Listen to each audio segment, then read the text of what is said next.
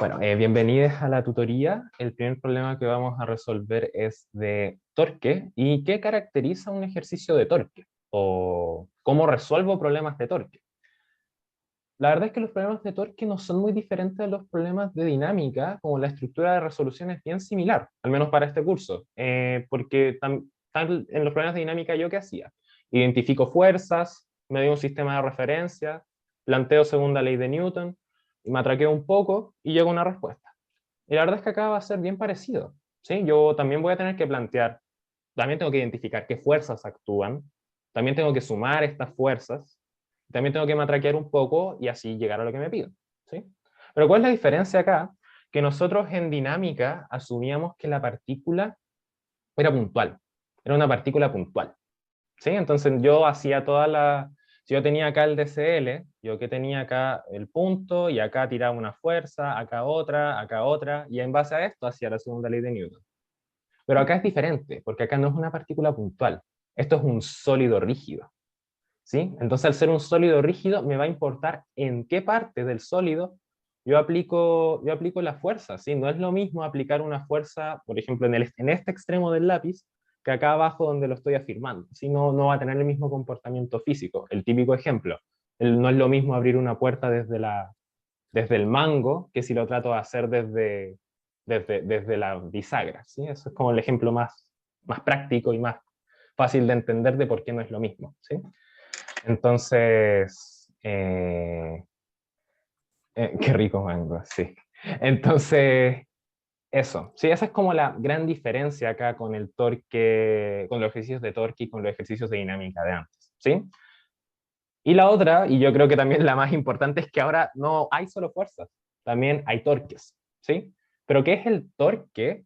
El torque se define a partir de la fuerza. De hecho, se dice el torque que ejerce una fuerza, ¿ya? Y una definición muy poco rigurosa, pero sin embargo bastante útil, que es la que vamos a usar, es que el torque, que se representa con la letra tau, ahí, es fuerza por distancia por seno del ángulo. ¿Qué ángulo? El ángulo que se forma entre, en este caso, la barra y la fuerza, ¿ya? Se parece harto a la definición de trabajo que ocupamos en algún momento, pero el trabajo es fuerza por distancia por coseno del ángulo, ¿ya? Entonces es diferente, es muy diferente, tanto en fórmula como en concepto, porque de partida el trabajo es un valor escalar.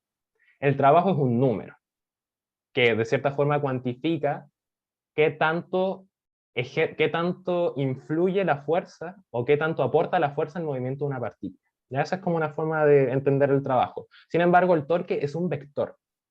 El torque es un vector, ¿sí? Entonces la definición real de torque es que torque vector es igual a la posición cruz la fuerza. Y este producto cruz de acá es un operador entre vectores. Antes nosotros la fuerza era un producto punto, por lo tanto nos da un número. Ahora el producto cruz nos da un vector, ¿ya? Pero no vamos a usar esto. Es una fórmula que se va a ocupar más adelante en plan común en otros ramos, pero acá no es necesario. Nos basta y sobra con esta ecuación, ¿sí? Esta ecuación nos va a solucionar todos nuestros problemas, nos va a ayudar mucho, ¿sí? Entonces ese es el torque a la larga. El torque que ejerce una fuerza y lo calculo como la magnitud de esta fuerza por la distancia respecto de mi referencia a la cual la aplico, por el seno del ángulo que se forma entre la fuerza y la barra, ¿sí? Más adelante vamos a ver bien cómo se mide esta distancia, porque yo te digo acá, ya, fuerza por distancia, pero ¿qué distancia? Depende del sistema de referencias que yo escoja. Más adelante, cuando hagamos el problema, van a ver bien qué distancia es, y que no siempre puede ser la misma distancia. ¿Sí? Eso es el torque a la larga, y eso es lo esencial, siento yo, de esta materia, ¿sí? Como resolución de problemas de torque, igual que resolver problemas de dinámica, pero tengo que tomar en cuenta dónde se aplica la fuerza, y tengo que incluir a la receta, tengo que incluir el torque, ¿sí? Y más adelante vamos a ver qué condición exactamente tenemos que imponer nosotros con el torque y qué significa esa condición. ¿Sí? Entonces eso, mucha cháchara. Vamos a pasar directamente a resolver el problema. Las dudas las pueden hacer por chat, y si no, pueden abrir el micrófono en cualquier momento, no hay ningún problema. ¿Ok? Leamos el problema entonces. El problema dice una barra de largo L y masa... ¿se escuchan mucho los perros antes de seguir? Porque están como ladrando demasiado. Ya, te repiola. ¿Está re piola? Sí. Perfecto, que está... Acá se escucha como, no sé, muy, muy encima, pero no importa. Una barra de largo L y masa m grande distribuida uniformemente se apoya sobre un círculo de radio R. Entre la barra y el círculo no hay roce, pero sí hay roce entre la barra y el suelo. Si la barra forma un ángulo alfa con el suelo, calcula el rango de valores del coeficiente de roce estático, O sub E, que permiten el equilibrio estático de la barra. Ok. Entonces la resolución del problema, como les dije recién, va a ser bien similar a lo que hacemos nosotros cuando estamos resolviendo problemas de dinámica. ¿Ok? Entonces, ¿qué hago yo en un problema de dinámica? Identifico fuerzas. Acá voy a hacer eso mismo. Identifiquemos fuerzas acá entonces en esta situación que se nos describe. Y para eso pido la participación de ustedes. ¿Qué fuerzas están actuando en este caso sobre la barra? Por si acaso son 4, cosa de que busquemos 4 fuerzas. Su peso y la normal. Su peso y la normal. Ok, vamos por partes. ¿Dónde actúa el peso? El centro de masa. En el centro de gravedad, el centro de masas, exactamente, ¿sí?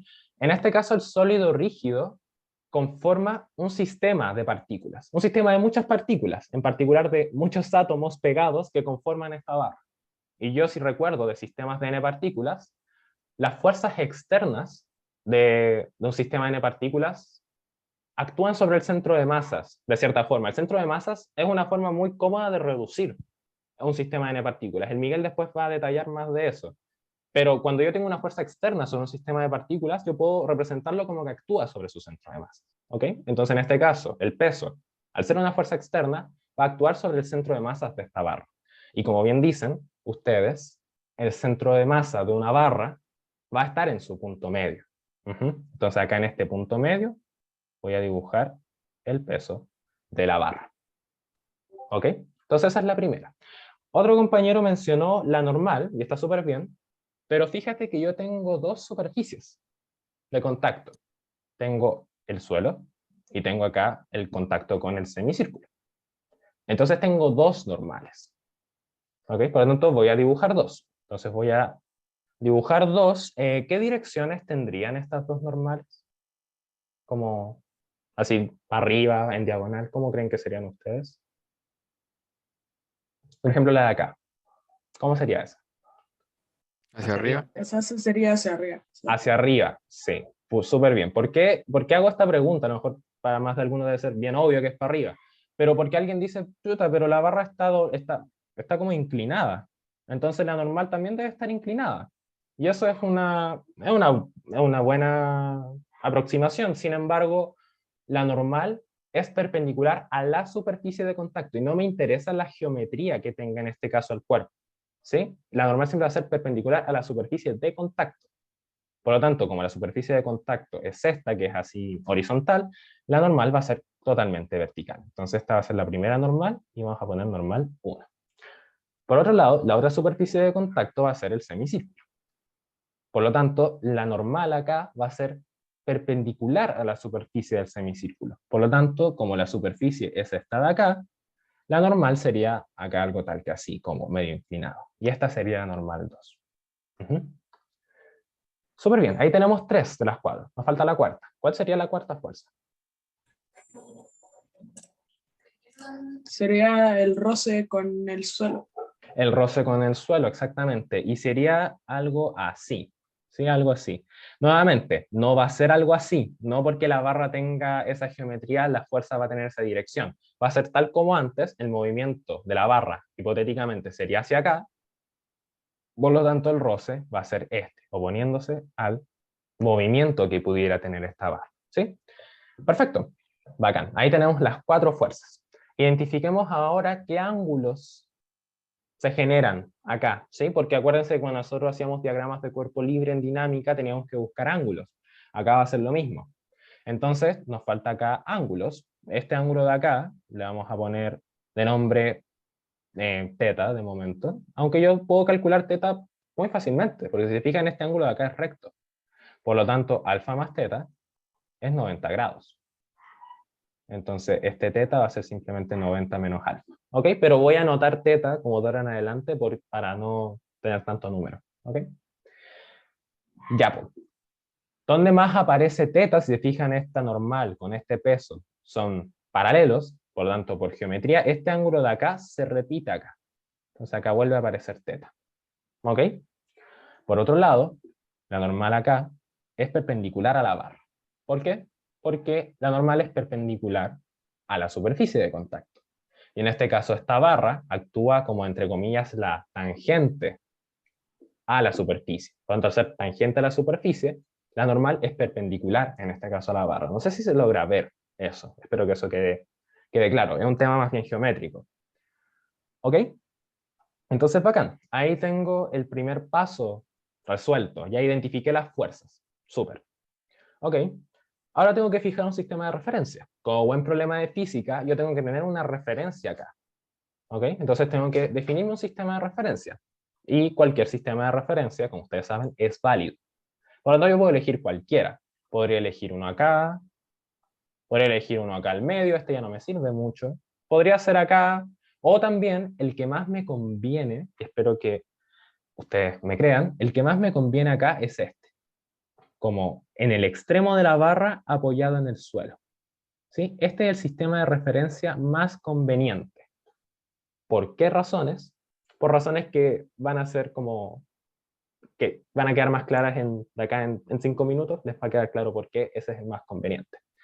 ¿Sí? Ya, tenemos la suma y tenemos, o sea, tenemos la suma, no la suma de fuerzas, tenemos las fuerzas identificadas, todavía no hemos sumado fuerzas, pero ya identificamos qué fuerzas hay. Y por otro lado, tenemos el sistema de referencias ya escogido. Hay alguien que tiene la mano levantada. Sí, yo. Ujú. Tengo una duda respecto al sistema de referencia. A mí siempre me da como un poquito de cosas en los controles ponerlo, por ejemplo, si yo quiero usar ese mismo, Ujú. yo dibujo, no sé, supongamos un diagrama cuerpo libre, algo ahí, luego como una especie de plano cartesiano. ¿Puedo dibujar el eje X hacia la izquierda como positivo? ¿O Claro. le tendría que poner menos X, algo así? No, en este caso yo estoy definiendo los positivos hacia la izquierda. ¿Sí? No hay problema en hacer eso. Ah, ya. ¿Sí? No hay ningún problema. Perfecto, gracias. De nada. Ahora más adelante vamos a ver una pequeña implicación que hay con eso respecto del torque, pero eso va para más adelante. ¿Sí? De momento estamos solo definiendo un sistema de referencias que puede ser el que nosotros escojamos. En particular, escogimos los positivos hacia arriba y hacia la izquierda. ¿Ok? Entonces, hasta acá tenemos los dos elementos necesarios. Ahora viene la otra parte, que es medir distancias. ¿Sí? Porque yo ya les dije, ya me imagino que está claro esto, que como es un sólido rígido, me importa dónde yo aplico la fuerza. ¿Sí? No es lo mismo aplicarla, ya no es una partícula puntual. Tengo que considerar dónde se aplica. Y yo ya dibujé en el diagrama dónde se aplica cada una. Yo ya puse que la normal es acá, puse que el peso es acá y puse que la normal y el roce es ahí. ¿Ya? Entonces yo ya sé dónde se aplica cada una como cualitativamente. Sin embargo, tengo que medir en este caso la distancia donde se va a aplicar cada una. ¿Ok? Me importa mucho la distancia. ¿Ok? Y esa distancia respecto a qué la mido, que fue un poco lo que mencioné antes, que como el torque en este caso es igual a fuerza por distancia por el seno del ángulo, ¿qué distancia? La distancia medida desde el origen que yo defino hasta el punto de aplicación de la fuerza. ¿Ok? Entonces vamos primero con el peso. Midamos a qué distancia del origen se aplica el peso. Uh-huh. Como bien dijeron ustedes, se aplica en el centro de masa. El centro de masa es el punto medio. Por lo tanto, como la barra mide L, la fuerza, en este caso peso, se está aplicando a una distancia L medios de el origen, ¿sí? Porque es en el punto medio. Como la barra mide L, entonces es en L medios, ¿sí? Esa es la primera. Luego tenemos esta normal de acá. Esta normal de acá que no es claro respecto a los parámetros que nos dan dónde es, ¿sí? No lo puedo decir al tiro, ¿cachai? Pero sí lo puedo obtener por geometría y eso es lo que vamos a hacer más adelante. Entonces, de momento vamos a decir que esta fuerza, la fuerza normal 2, se aplica a una distancia X. Una distancia X que es por obtener. ¿Ok? Ya, entonces ahí tenemos las distancias de momento donde se aplican las dos fuerzas. Una distancia conocida y otra que puedo obtener y que voy a obtener más adelante. ¿Sí? Luego, y ahora viene por qué, y ahora me imagino que debe quedar claro por qué escogí este sistema de referencias. Tengo que medir a qué distancia se aplica la normal 1 y el roce. Pero estas fuerzas se aplican en el origen, ¿o no? Por lo tanto, las distancias para ambas es 0. ¿Por qué? Porque la estoy aplicando desde donde mismo la estoy midiendo, entonces la estoy aplicando a una distancia 0. No hay una distancia entre el punto de aplicación y el origen, porque se aplican precisamente en el origen, en el extremo de la barra. Ahí yo definí el origen. Por lo tanto, la distancia para ambas fuerzas es 0. ¿Ok? Entonces, por eso era conveniente escoger ahí el origen. Entonces, yo también podría haber puesto el origen, ponte tú acá. Y no hay ningún problema. De hecho, ahí la distancia para la normal 2 es 0 y la mato. Y no hay ningún problema. Y ahí la distancia es 0. Pero ahí tendría que medir la distancia para el peso, para el roce y para la normal. Pero si se fijan, escogiendo el sistema de referencias que escogimos, nos queda solamente 2 fuerzas para calcularle la distancia. ¿Sí? Entonces, eso. Ahí ya tenemos identificadas las distancias a las cuales actúan cada fuerza. Ahora obtengamos exactamente cuánto vale X, ¿sí? Porque dije, es una distancia X que la puedo obtener. Obtengámosla ahora, ¿verdad? Para eso vamos a usar geometría, ¿ok? Recuerden que esto es un círculo. Por lo tanto, el radio aparece tanto acá, esta distancia es R, como acá. Puse 2 veces R. Por lo tanto, en particular, también va a aparecer acá, ¿sí? Entonces, si yo mido la distancia desde acá hasta donde se aplica la normal, también es una distancia R, ¿sí? Entonces, acá tengo una distancia R desde el punto de aplicación de la normal hasta el centro de este círculo. Y si se fijan acá, se genera un ángulo rectángulo. Y luego acá, si lo logran ver, tengo un triángulo. Tengo un triángulo acá. Esto es un triángulo rectángulo, ¿ok? Entonces este triángulo de acá, lo voy a tratar de dibujar aquí, perdón mi mala calidad de dibujo, voy a tratar de que salga lo mejor posible. Es algo así, ¿verdad? Entonces acá tengo el ángulo recto, acá tengo R, acá tengo, si se fijan, esta es la distancia X, que dije, esa es la distancia X. Y acá está el ángulo alfa. Ahí aparece el ángulo alfa, que forma la barra con el suelo, ¿ok? Por lo tanto, acá tengo un triángulo que lo voy a dibujar de forma un poco más amigable, porque verlo así a lo mejor cuesta un poco verlo para algunos. Entonces ahí tengo el ángulo recto, tengo alfa, acá tengo X y acá tengo R. ¿Ok? Entonces de acá yo puedo establecer una relación trigonométrica, en particular la tangente. ¿Por qué? Porque tengo cateto opuesto y tengo cateto adyacente. Yo sé que la tangente es cateto opuesto partido en cateto adyacente. Entonces la tangente de alfa va a ser R partido en X. Luego X va a ser R partido en la tangente de alfa. ¿Sí? Entonces ahí obtuve la distancia que antes que dije que vamos a obtener, ahora la tenemos. Ahora ya sabemos cuánto vale X, lo voy a anotar acá. X vale tangente de alfa partido en R. ¿Sí? Vamos bien hasta acá. ¿No es al revés? R partido en tangente. Exactamente, lo anoté al revés. Gracias. R partido en tangente de alfa. Sí, no tenía ningún sentido tangente de alfa partido en R. Gracias por la observación. ¿Sí? Bacán. Entonces estamos bien hasta acá, ya tenemos las distancias, tenemos las fuerzas, estamos súper bien. Ya sabemos todos los ángulos. Entonces ahora, ¿qué sigue? Sigue plantear el diagrama de cuerpo libre, ¿o no? Pero ahora el diagrama de cuerpo libre va a ser un poco diferente al que hacemos antes, ¿sí? Porque antes, en dinámica, recordarán, era simplemente un puntito, dibujo las fuerzas, qué sé yo, esto era lo que se hacía siempre.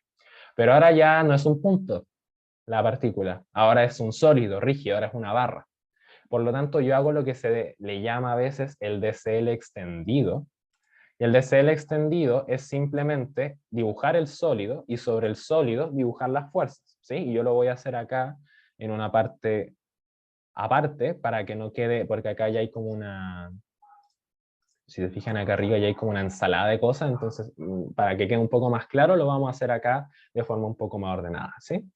Entonces tenemos dos fuerzas, si se fijan la barra está inclinada acá, pero acá ya la estoy dibujando horizontal, por lo tanto tengo que dibujar las fuerzas como siendo concordante con el sistema. Entonces esta normal que está acá vertical va a quedar un poco inclinada, así. O sea, acá está la normal 1, acá está la fuerza de roce. Por otro lado, acá está el peso. ¿Por qué el peso está dibujado con un poco chueco? Porque la barra está inclinada, pero ahora ya la estoy dibujando horizontal. Entonces tengo que a la larga como hacer esto. Entonces estoy dibujándolo más o menos desde esta perspectiva en la barra. ¿Ok? Por otro lado, en la normal, en este caso, ahí sí la normal va a estar así, porque forma un ángulo recto. Por otro lado, este ángulo acá era teta, esta acá es teta y esta acá es alfa. Estoy solamente redibujando lo que yo ya tenía. ¿Sí? Espero que eso quede claro. ¿Sí? Estoy solo redibujando lo que yo ya tengo. Ahora voy a dibujar las distancias. ¿Qué distancias? Voy a dibujar acá la distancia desde el punto, desde el peso hasta el origen, que era L medios, porque se aplica en el punto medio. Por otro lado, la distancia de la normal 2 a, en este caso, el origen, ya la calculé recién, es R partido en tangente de alfa. ¿Ok? Y ahí tenemos lo que se denomina el DCL extendido. ¿Ok? Bien, súper. Ahora, ¿qué paso sigue? Ya hicimos, si se fijan, todas las cosas que tenemos que hacer. Ya encontramos las fuerzas, encontramos las distancias, ya establecimos todo. Ahora viene la parte de matraquear, ¿ya? Y ahora es cuando viene la parte, uno de los ingredientes diferentes que mencioné, que es el ingrediente del torque, ¿sí? Porque yo para matraquear, por supuesto, puedo establecer la segunda ley de Newton, que la suma de fuerzas es igual a la masa por la aceleración. ¿Ok? Esa es la primera cosa que siempre podemos aplicar en un sistema físico. En particular, como la barra está quieta por enunciado, ¿sí? me piden a mí el equilibrio estático. Uy, está muy grueso esto. A mí me piden el equilibrio estático de la barra.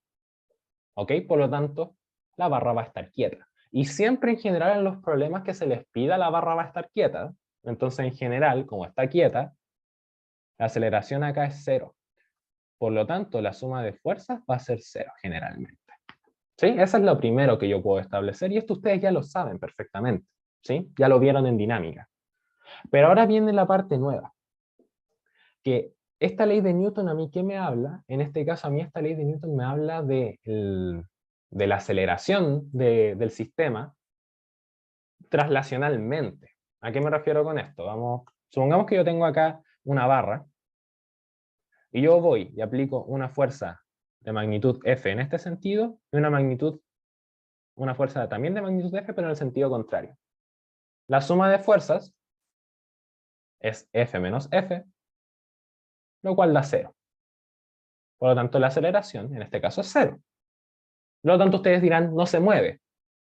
Y claro, en estricto rigor no se mueve, pero el centro de masas no se mueve. Acá el centro de masas se va a quedar quieto. Si ustedes toman un lápiz, lo ponen en la mesa y hacen esto mismo y aplican dos fuerzas de igual magnitud, pero en sentido opuestos, van a ver que en este caso el lápiz gira en torno al centro. ¿Sí? ¿Por qué? Porque el centro, que es el centro de masas, no se está moviendo. ¿Ya? Pero sin embargo, mi sólido sí se está moviendo porque está girando. Por lo tanto, en particular, esta condición de acá no me es suficiente para lo que yo busco. Yo busco que aparte esta barra no esté girando. Por lo tanto, ¿qué tengo que establecer yo? La otra condición, que es la condición más importante en este caso de la unidad, y que yo creo que es lo que la gracias de sólido rígido, que es que la suma de torques ahora es 0. Ya, entonces, con esto establezco que la barra no se mueve, y con esto establezco que la barra no gira. Entonces tengo que establecer estas dos condiciones por separado. ¿Sí? Ok, entonces vamos primero con vamos con el torque primero, ¿sí? Para mostrar cómo hago yo los cálculos con torque, que puede ser un poco la complicación. Ya, entonces, como el torque, recordemos, es fuerza por distancia por el seno del ángulo que se forma entre la barra y la fuerza. ¿Ok? Ya, pues. ¿Qué es lo primero que tenemos acá? La primera fuerza, la normal. Vamos primero la normal. La normal en este caso, el torque de la normal va a ser la fuerza. En este caso, vamos al tiro sumando torques, vamos calculándolo y los vamos sumando. Fuerza por distancia. Entonces, ¿qué magnitud tiene la fuerza de la normal? Tiene una magnitud normal 2. por identificar una incógnita. Por otro lado, multiplico por la distancia a la cual se aplica. ¿A qué distancia se aplica? Lo calculé, es r partido en tangente de alfa. Por, en este caso, el seno del ángulo que se forma entre estos dos, entre la barra y en este caso la fuerza. El ángulo es 90 grados, por lo tanto me queda seno de 90, y ustedes bien saben, seno de 90 es 1. Por lo tanto, no lo escribo simplemente. En general, cuando la fuerza es perpendicular, no es necesario que escriban seno de 90, como sáltenselo nomás. Como si ya ven que es perpendicular, escriban fuerza por distancia nomás y chao. Ahora, ¿qué signo tengo que darle yo? Y esta es la parte un poco tricky. Tiene que ser por la regla de la mano derecha, ¿ya? Entonces voy a dibujar un poco, voy a redibujar el sistema de referencias que había escogido, que era este de aquí, y X para acá. Ok, ¿cómo le doy signo yo al torque? Por regla de la mano derecha. ¿Y cuál es el procedimiento? Yo muevo, en este caso, tomo mi mano derecha y muevo la fuerza hacia la barra. Entonces yo tengo la normal 2 y muevo la fuerza con los dedos, si lo hago con los dedos, muevo la fuerza hacia la barra. ¿Ok? No, al revés, al revés. Sí, porque si no, tiene que ser así, sí. Perdón. Muevo desde la fuerza hacia la barra, ¿ok? Y en este caso,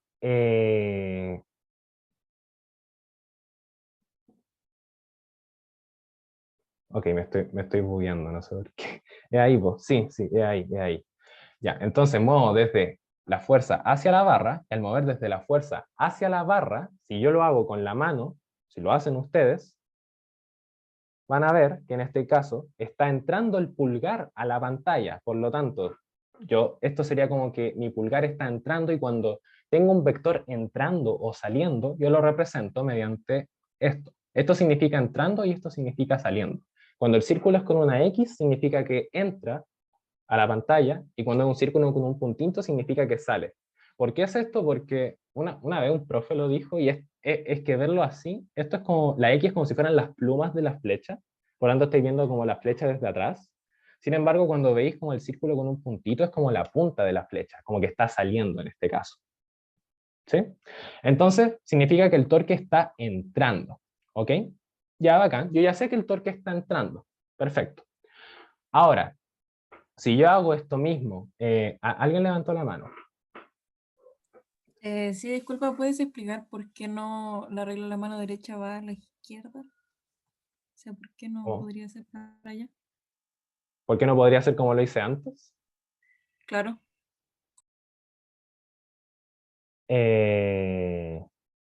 Ya, sí, ya. Porque acuérdate, voy a devolverme un poco a lo que hice antes, o sea, a lo que dije antes, que el torque como vector se define como R cruz F. Y dije que no iba a pescar mucho esta definición porque en verdad no es necesario como que ustedes se casen con el producto cruz y lo ocupen siempre. Pero en este caso voy a devolverme un poco acá para hacer la explicación, ¿ok? Que es el torque R cruz F, por lo tanto yo tengo que llevar el vector posición a la fuerza, ¿ok? Espérate. Oh, me acabo. Eh... Oh, perdón. Ya, me bugué brígido, perdónenme. Voy a recapitular esta parte un poco. Voy a reiniciar un poco esta parte y voy a hacer la explicación de nuevo de la regla de la mano derecha, ¿sí? Perdón, porque tenéis razón, sí, me confundí yo, sorry. Claro, yo lo que tengo que hacer es no llevar la fuerza a la barra, sino mover mis dedos desde la barra hasta la fuerza. ¿Cachai? ¿Por qué? Porque tal como lo había escrito antes, el torque yo lo escribo como R cruz F, y no voy a meterme en los detalles de la operación producto cruz, porque no es necesario, pero sí para entender cómo funciona el tema de la regla de la mano derecha es importante.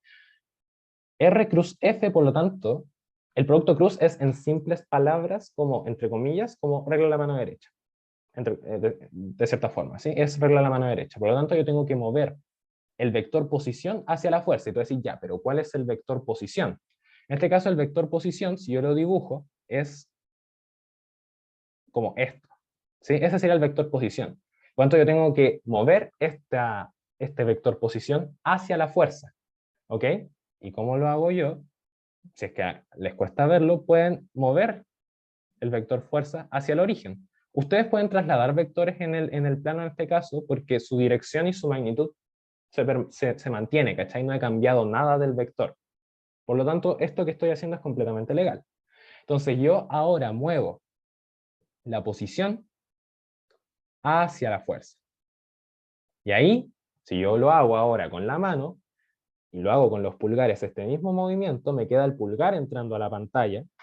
Como me queda el pulgar entrando a la pantalla, me queda esta dirección. ¿Sí? Como que entra. ¿Ok? Y tenía yo antes la fuerza aquí. Entonces me queda acá. No, acá iba. Acá va la normal 2. Y acá iba la normal 1 que la borré por accidente. ¿Sí? Ahora hagamos lo mismo, pero para el peso. ¿Ok? Hagamos lo mismo para el peso. Y al hacer eso para el peso va a ocurrir lo siguiente. Yo dibujo, en este caso, la flechita que va desde el origen hacia el peso. Entonces acá está la flechita. Y ahora, si me es más cómodo, traslado el peso hacia el origen. ¿Y ahora qué hago? Muevo esta flecha roja, el vector posición, con los dedos, lo muevo hacia donde está el peso. ¿Y el peso dónde está? Está aquí. Entonces, voy y muevo con los dedos. Y me queda en este caso girando como para el otro lado. Se fijan, acá estoy girando para acá, pero ahora estoy girando para este otro lado. ¿Ok? Por lo tanto, al hacer la regla a la mano derecha, como estoy girando para el otro lado, muevo los dedos, y al mover los dedos, se fijan ahora el pulgar, ya no está haciendo esto, ya no está entrando a la pantalla, está saliendo. ¿Sí? Por lo tanto, el pulgar está saliendo. El estar saliendo, entonces ahora tiene la dirección opuesta, que es la que yo mencioné, que se representa en este caso con el círculo con el puntito. ¿Ok? Entonces yo tengo que el torque para la normal 2 está entrando, entre comillas, a la pantalla, pero para el peso está saliendo. ¿Ok? Y ahora voy a detallar un poco a qué se refiere como con entrando y saliendo, que puede ser un poco extraño, ¿sí? Entonces vamos a mover el peso de nuevo donde estaba aquí. Ya, entrando y saliendo. Esas son las direcciones que va a tener el torque. ¿Ok? El torque va a estar entrando, va a estar saliendo. Ahora yo tengo que darle un signo a este vector torque que está, para el caso de la normal 2, entrando a la pantalla, y para el caso del peso está saliendo. ¿Ok? Entonces ahora tengo que pensar en este sistema de referencia, y acá es lo importante como un poco apéndice matemático. ¿Ok? Que muchas veces, y yo he visto mucho corrigiendo, cuando me tocó corregir controles de este tema, que muchos estudiantes hacían esto. Ya, ponen el eje X para acá, el eje Y para acá, y luego el eje Z lo hacen, no sé, pues, como así, como saliendo, ¿ya? Y esto no es correcto, porque hay una regla con la cual ustedes se tienen que casar como por siempre. Así se construyen el sistema, como el espacio, los ejes X y Z siempre van a tener esta orientación que les voy a mostrar ahora. El eje X para acá, el eje Y para acá, como siempre, pero el eje Z va a estar siempre así, como saliendo de acá. Por lo tanto, si yo giro esto y yo hago ahora X e Y, si se fijan, lo que hice fue, entre comillas, como dar vuelta el espacio, y como yo lo di vuelta, precisamente ahora eje Z no va a estar así, sino que ahora eje Z va a estar para acá, como entrando. No sé si lo logran ver, ojalá lo logren ver, si no como díganme. Siempre esta va a ser la orientación. Por lo tanto, si yo doy vuelta los ejes, como lo hice acá, como está acá, ahora el eje Z está entrando a la pantalla. ¿Ok? Y por lo tanto, yo también puedo dar vuelta a esto, ponte tú, tumbarlo, como ya acá puedo tumbar esto, y si lo tumbo, como dar vuelta a un cubo, me va a quedar ahora el eje X para acá, ahora el eje Y para adentro de la pantalla, y ahora el eje Z para arriba, ¿sí? Yo acá paso de acá a acá, tumbando el espacio, entre comillas. Y acá De acá a acá paso como rotando el espacio en 180 grados, ¿sí? No sé si lo logran ver, imaginarlo en la cabeza, no sé si se lo imaginan, ¿ya? ¿Y por qué es importante que eso lo tengan muy claro? Porque precisamente ahora el eje Z, si yo lo dibujo acá en mi sistema de referencia, está entrando, ¿ya? Entonces, para que no lo pongan saliendo, eje Z está entrando, ¿ya? Ahora, ¿cómo yo me voy a aprender siempre esto? Porque vamos a ocupar la regla de la mano derecha para que sea un poco más fácil recordarlo. Siempre se va a cumplir que si yo hago la regla de la mano derecha entre el eje X e Y, o sea que si yo muevo el eje X hacia el eje Y, en este caso siempre el pulgar va a estar saliendo hacia Z. Entonces en este caso, si se fijan, si yo muevo los dedos desde X hasta Y, Z está saliendo, que es precisamente lo que ocurre acá. Por otro lado, acá yo tengo X e Y en esta configuración, y si yo muevo los dedos de X a Y, al hacer eso, se fijan, mi pulgar está apuntando hacia arriba, que es precisamente lo que ocurre con Z. Entonces siempre se va a dar esa situación, ¿ok? Para que lo tengan más que claro y no se les olvide. Cosa de que cuando ustedes tengan, por supuesto, voy a hacerlo esto un poco en amarillo. Si yo tengo esta configuración, ya, yo puedo saber que ahora el eje Z está saliendo, ¿sí? Estoy usando esta nomenclatura. Pero si ahora yo tengo esto, y este el eje Y y este el eje X, entonces ahora Z está entrando, ¿ya? Entonces, ahora yo que sé para dónde va Z, puedo asignar los signos. No sé si queda alguna duda, no sé si a alguien le quedó dando vuelta o se cachó todo lo que quise decir ahora. Perdón por la confusión que tuve antes y me bugué brígido, pero espero que se haya como captado todo lo que quise decir. Sí, se entendió. ¿Sí? Ya. Sí, Vale. súper. Tommy, Ujú.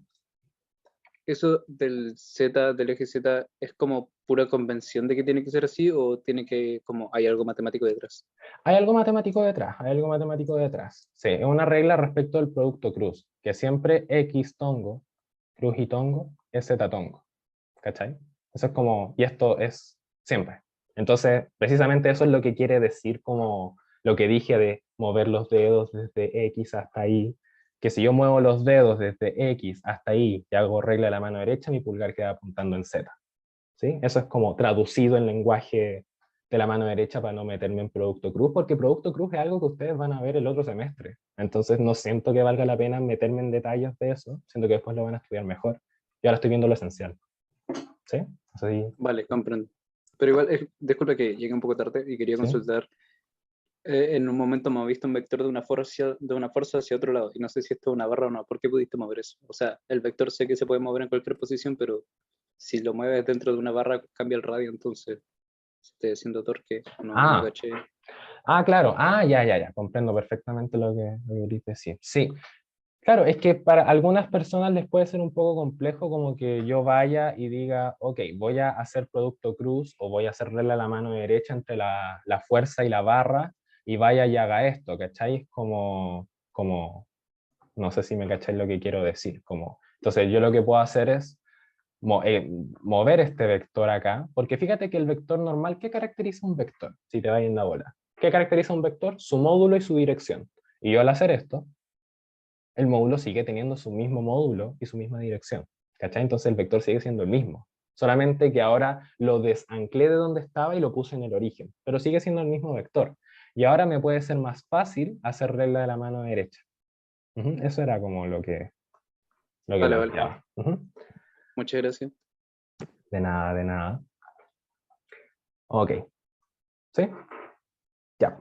Entonces, luego de este paréntesis, voy a retomar un poco la suma de torques, porque ya calculé qué magnitud tiene el torque. Yo ya sé que va a ser la normal 2 por R partido en la tangente. Pero ahora, ¿qué dirección tiene? Porque ahora es cuando le tengo que dar un signo. Entonces, fíjense que por la regla de la mano derecha, como lo vimos, el vector torque para la normal 2 está entrando. Por lo tanto, y como Z está entrando, es positiva. ¿Sí? Entonces acá me queda más. Por otro lado, el torque para el peso va a ser el módulo, la magnitud del peso, por la distancia, en este caso que era L medios, por el seno del ángulo que se forma, ¿qué ángulo se forma? Se forma el ángulo teta. Ángulo teta que, por cierto, ya calculamos, es 90 menos alfa, pero lo vamos a escribir así por mientras para facilitar un poco. ¿Ok? Ahora, fíjense que el vector torque está saliendo. ¿Sí? Ya lo vimos antes, hicimos la regla de la mano derecha y nos quedó saliendo. Pero los positivos están entrando. Por lo tanto, ¿cómo queda el signo? Negativo. ¿Ok? Ahora, ¿qué otras fuerzas tengo? La normal 1 y la fuerza de roce. Pero como la distancia es 0, me va a quedar simplemente normal 1 por 0 más fuerza de roce por 0. Por lo tanto, no me interesan. Esas no ejercen torque. Entonces, eso es lo conveniente de haber puesto el sistema de referencias ahí. ¿Ok? Bacán. Ahora tengo la suma de torques, y como es condición de estática, esto es 0. ¿Ok? Por lo tanto, sumando esto para el otro lado, me queda la normal 2 por R, partido en la tangente de alfa, igual a mg por L, por seno de teta medios. ¿Ok? Y si yo de acá paso multiplicando la tangente y dividiendo R, me va a quedar que la normal 2 va a ser mgl seno de teta, tangente de alfa, partido en 2. Véanse que acá el programa no me deja escribir muy bien, pero descubrí esto hace poco. Ahí. Y todo esto dividido en 2R. ¿Sí? Y esa es la normal 2. ¿Ok? Y ahí tenemos el valor de la normal 2, el valor de la normal que se ejerce en el semicírculo. ¿Sí? Ahora, ¿es útil esto para responder la pregunta? O sea, no responde la pregunta, ¿cachai? Como la pregunta es ¿cuánto vale el coeficiente de roce? Por lo tanto, en estricto rigor no estamos respondiendo la pregunta aún. Pero sí nos va a ser muy útil después cuando queramos hacer las otras ecuaciones, ¿sí? Otras ecuaciones que vamos a plantear a partir de, si nos devolvemos, de la segunda ley de Newton. Porque vamos a plantear las dos condiciones de estática. Vamos a plantear tanto que la suma de fuerzas es 0 como que la suma de torques es 0. Entonces ya cubrimos la de torques. Ahora nos falta cubrir la de fuerzas, ¿ok? Entonces vamos a hacer la suma de fuerzas, fuerzas igual a 0, ¿ok? Entonces para eso me voy a devolver al DCL, es más, los voy a copiar como, lo voy a copiar acá, como en la otra página, para estar yendo y volviendo. Y no copié las distancias que había calculado antes, porque para esta parte no es necesario, ¿sí? Porque la segunda ley de Newton no toma en cuenta dónde aplico la fuerza, solo le importa cuál es la fuerza, ¿cachai? Entonces me voy a quedar con solamente esto de aquí, que es el diagrama que incluye solo las fuerzas, ¿ok? Y ahora algo que puede ser un poco choqueante, pero que es 100% legal, que yo voy a cambiar la referencia. Lo voy a cambiar. ¿Por qué? Porque fíjate que yo acá tengo, bajo este sistema de referencias naranjo, tengo esta fuerza inclinada, tengo esta fuerza y esta otra fuerza inclinada. Por lo tanto, tengo que descomponer 3 fuerzas.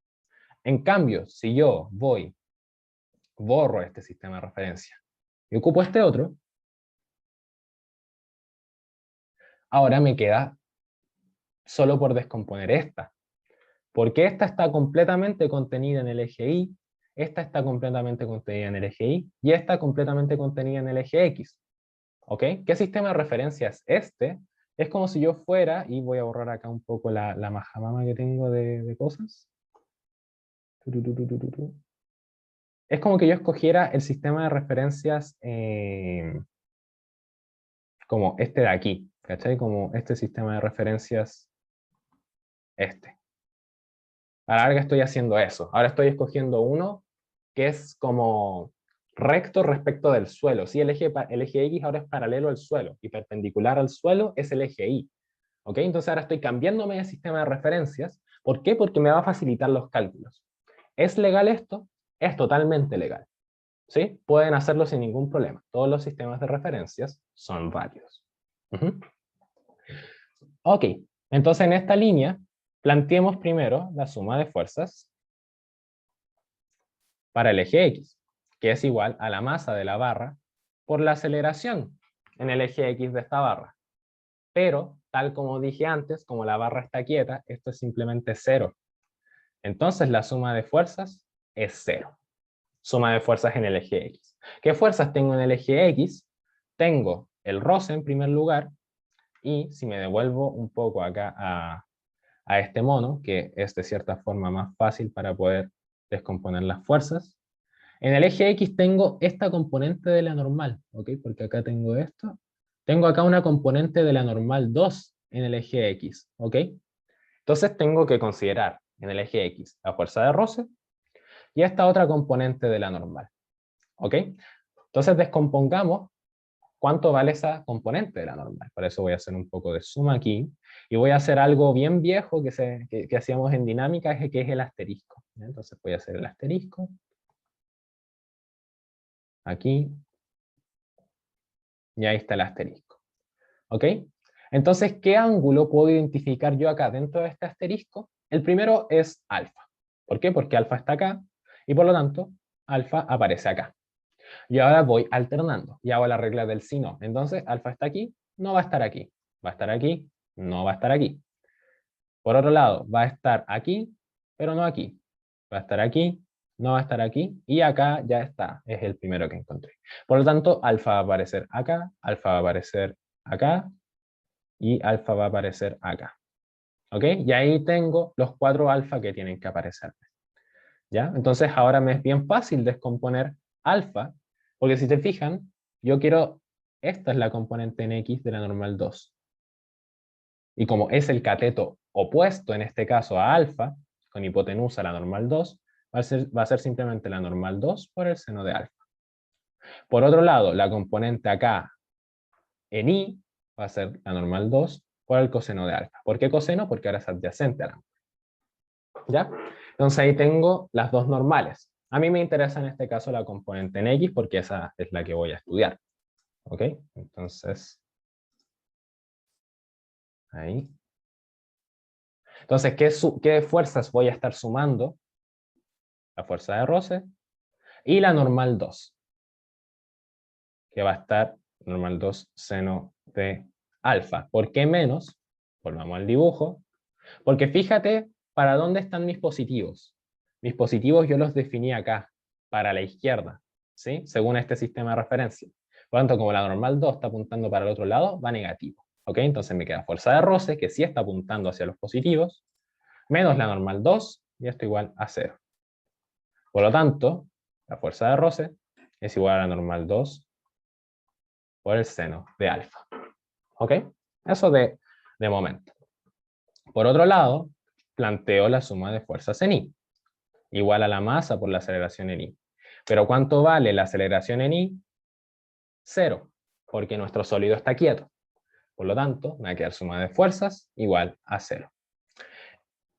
¿Ok? Entonces suma de fuerzas en I va a ser igual a 0. ¿Qué fuerzas tengo en I? ¿Ok? Puedo inclinar la cabeza acá y puedo verlo, o para hacerlo más fácil me vuelvo al dibujo donde ya está hecho como tiene que estar. ¿Ok? Entonces, ¿qué fuerzas tengo en I? La normal 1. Se fijan, está completamente en I, como mencioné. Tengo el peso completamente en I.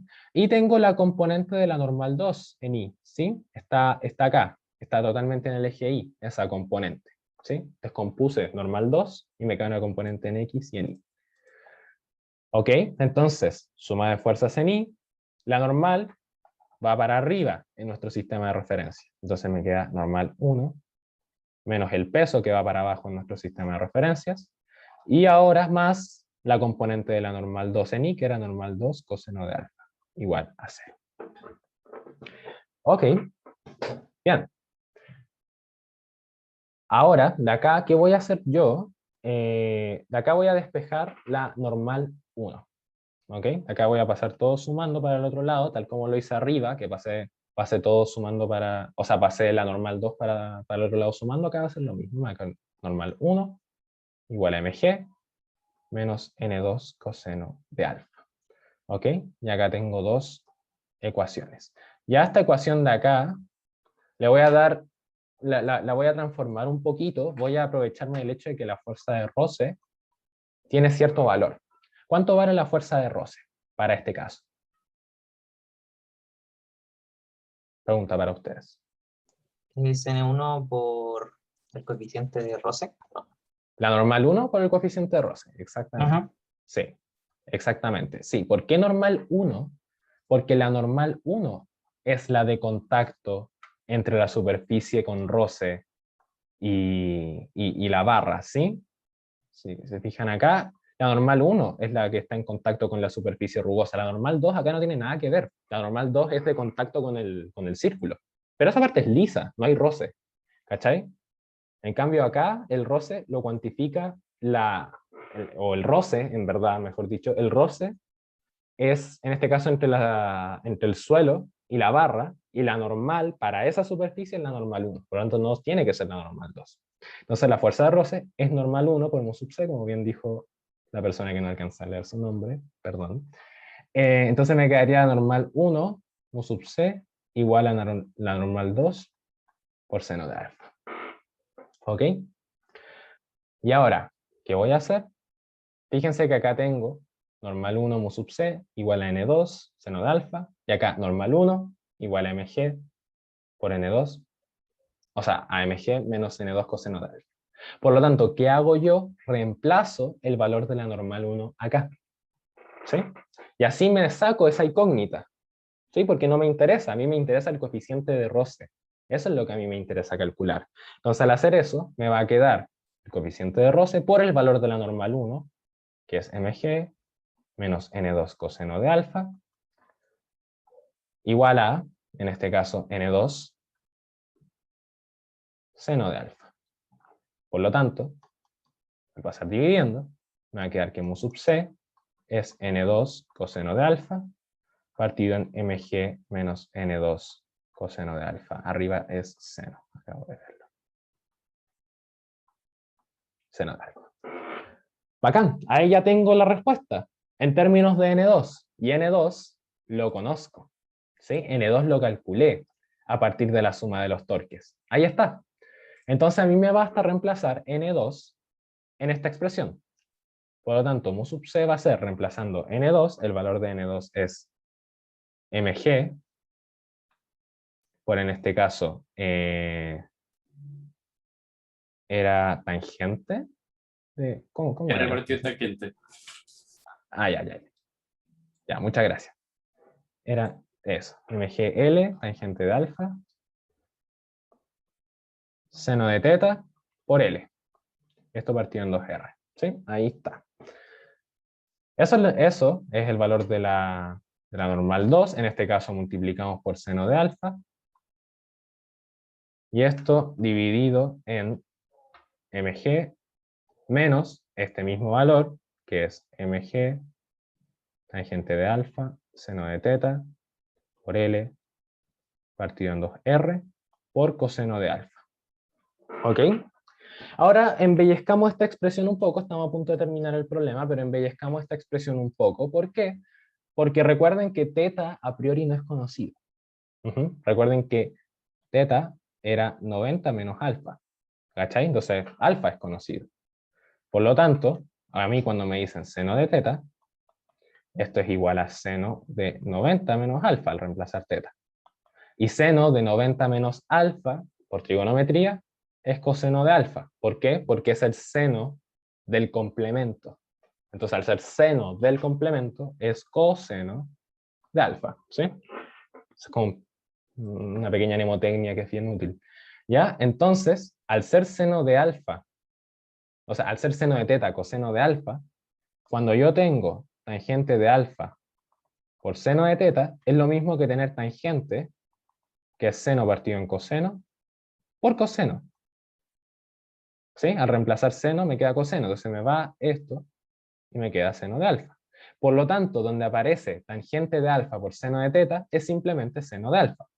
Entonces, reescribiendo, mu sub c va a ser mg, por este caso, tangente de alfa seno de teta, que es seno de alfa, por lo que obtuvimos recién, por L, por este caso, por seno de alfa de nuevo, entonces me queda al cuadrado, partido en 2R, y todo esto dividido en mg, menos mg por tangente de alfa seno de teta, o sea, seno de alfa, por coseno de alfa, por L partido en 2R. ¿Ya? Y ahí está la respuesta. Voy a ponerlo un poco acá para que se vea más ordenado. Se ve muy desordenado, pero si ustedes lo matraquean un poco más, lo pueden dejar más bello. Ahora un detalle es que ustedes se pueden pitear MG, porque están todos los términos. Entonces al hacerlo me quedaría una expresión aún más reducida. Acá me quedaría 1. Y ahí está. ¿Sí? Al pitearme MG en todos los términos, obtengo ese resultado de ahí. Y ahí está respondida la pregunta. Ahora, el rango de valores en teoría, que es la pregunta, ahí yo tengo ese el mínimo, ese es el valor mínimo. Ahora, el rango de valores, o sub C, puede estar entre este valor que obtuvimos recién, le vamos a poner un asterisco, e infinito. ¿Por qué? Porque puede ser tan grande como yo quiera y no va a deslizar, pero sin embargo es el valor mínimo que tiene que tener para que no deslice. ¿Sí? No sé si quedó alguna duda de alguna parte del procedimiento que hayamos hecho, para repasar, para recapitular, para repetir. Miguel, ¿alguna duda en el chat que se haya repetido? ¿Algo que no haya quedado muy claro? No, en el chat de hecho no hay mucho, como que todos lo hicieron ¿Por vos? bien. 10. Ah, ya. No estamos bien entonces. Yo tengo una pregunta. ¿Sí? ¿Por qué en este caso se considera la fuerza de roce estática como igual al coeficiente por la normal, que generalmente es como menor o igual? Porque es Ah, como- claro. Porque a ti te interesa el caso crítico, ¿cachai? Porque por esto mismo de acá, porque yo te digo que en este caso el coeficiente roce estático puede estar entre este valor, que es el mínimo encontrado, o puede ser infinito, ¿cachai? Entonces a mí me interesa el caso en el cual el roce, porque tenemos fuerza de roce, que es menor o igual a la normal por el coeficiente. A ti te interesa la igualdad porque ese es tu caso crítico, ¿cachai? Como si te pasáis de eso, la barra empieza a deslizar. Entonces Ya. tú al ponerte en el caso de la igualdad encuentras el valor crítico, el cual va a ser el valor mínimo que puede tener este coeficiente de roce. ¿Sí? Porque si fuera mayor, o sea, si fuera menor, empezaría a deslizar. Por otro lado, el coeficiente de roce puede ser tan grande como tú quieras. ¿Sí? Vale, Por muchas eso gracias. este rango. Ok, de nada.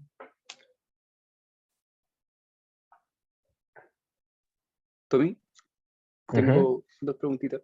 Sí, obvio.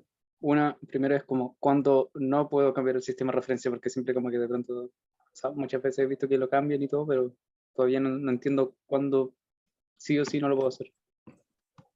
Es que siempre lo puedes hacer. Esa es la respuesta, siempre lo puedes hacer. Pero, ¿qué pasa? Voy a ponerte un ejemplo muy básico, pero que va a ser bien útil. Yo tengo una masa que tiene una aceleración. O mejor dicho, una masa que yo le aplico una fuerza y por lo tanto va a empezar a acelerar.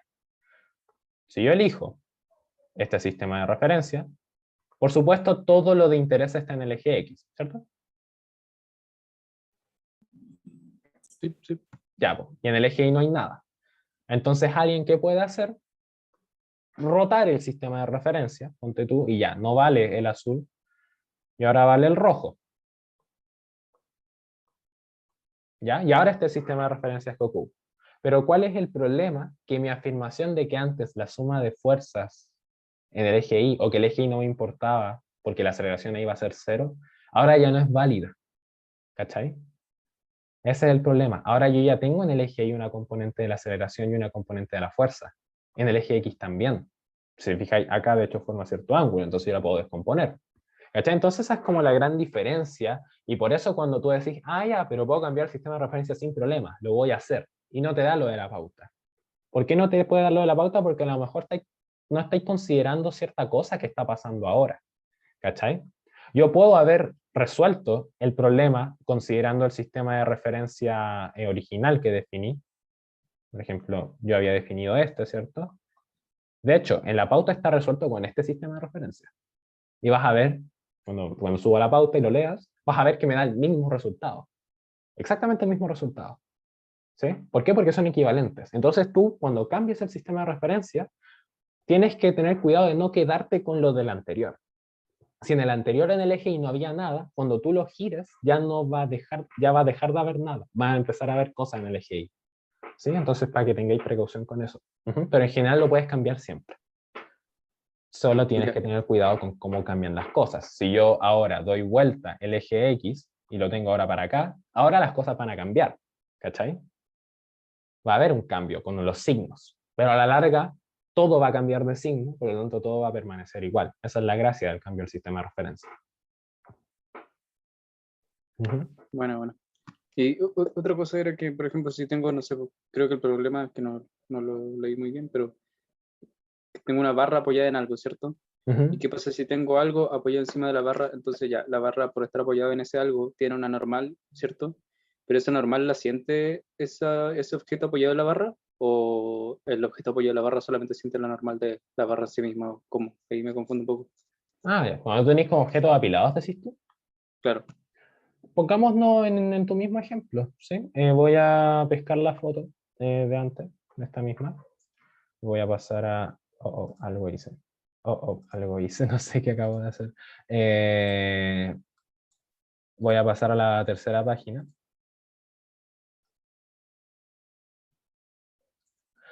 Ya, si ahora tengo un objeto apoyado acá, entonces, ¿qué fuerzas siente esta masa M? Siente dos. Su propio peso. Y esta normal acá de contacto le voy a poner normal 3, porque ya usamos normal 1 y 2. Esas son las únicas fuerzas que siente. La normal 1 acá y la normal 2 de acá, la siente únicamente la barra. ¿Sí? Ahora, ¿qué pasa? Que a través de la segunda ley de Newton, yo voy a encontrar una relación entre 1, N3 y N2. Entonces, de cierta forma, están mezcladas. Pero ¿qué pasa? Que precisamente esta normal 3, la barra, la va a sentir acá también. Entonces a mí me interesaría ese punto de aplicación. Cosa que antes no importaba porque era una partícula puntual. Ahora no, ahora va a importar. ¿Ok? Entonces yo solo me tengo que enfocar en qué fuerza siente ese objeto. ¿Cachai? Tengo que de cierta forma aislarlo, entre comillas. Vamos a aislar este objeto. Entonces solo me voy a enfocar en qué fuerza siente este objeto. No me importa lo que esté sintiendo la barra. ¿Sí? O si hubiera otro objeto acá apilado de otra masa, tampoco me va a importar lo que haga ese objeto. Yo la segunda ley de Newton la establezco para una masa.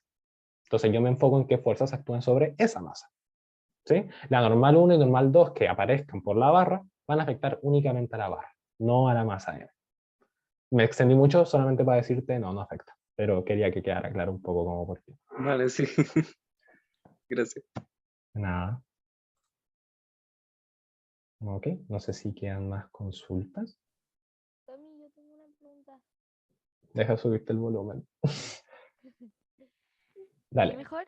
Sí, dale, te escucho. Que la parte de los, como la sumatoria de torques, podríamos haber usado como el sistema que usamos en la fuerza, como con la barra inclinada. ¿Como esto? El que usamos antes, como este así. Sí, ese.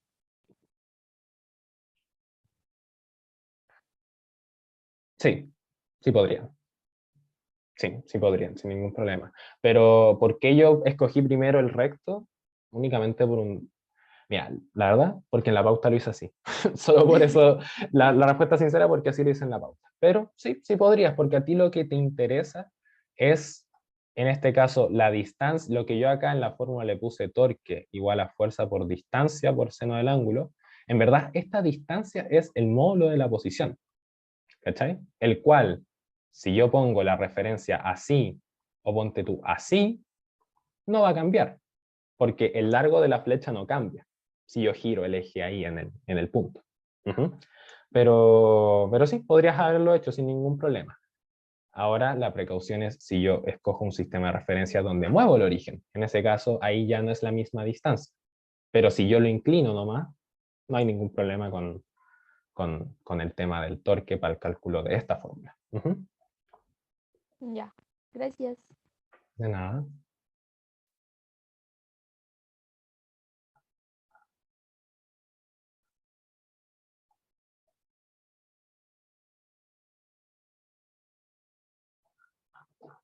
Ok, creo que no quedan más consultas, Miguel. No sé si damos un receso unos 5 minutos antes de que vamos con tu pregunta. Ok, sí, no hay ningún problema. O sea, muy probablemente no alcancemos a hacer el último, pero ya no alcanzamos de todas formas, así que mejor demos un receso para que estés más tranquilo. Me extendí mucho, Pero sorry. está bien, está bien según yo. Mientras se hayan podido resolver todas las dudas, está todo fantástico. Ya, bacán, sí. Sí, espero que se hayan aclarado todas las dudas. Sí, no hay ningún problema y al menos me puedo comprometer a escribir bonita la pauta de la P3 para que cuando la subamos esté ahí. Maravilloso. La gran dejarlo para... Dejarlo para la pauta. Sí, va a estar en la pauta. Ya, súper. Entonces voy a pausar la grabación. Dejo de compartir entonces yo, para que compartas tú, Miguel. Sí. Voy.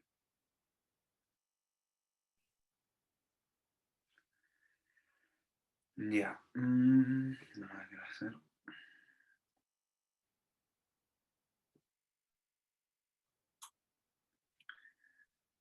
Ya, esto sí es lo que quiero hacer.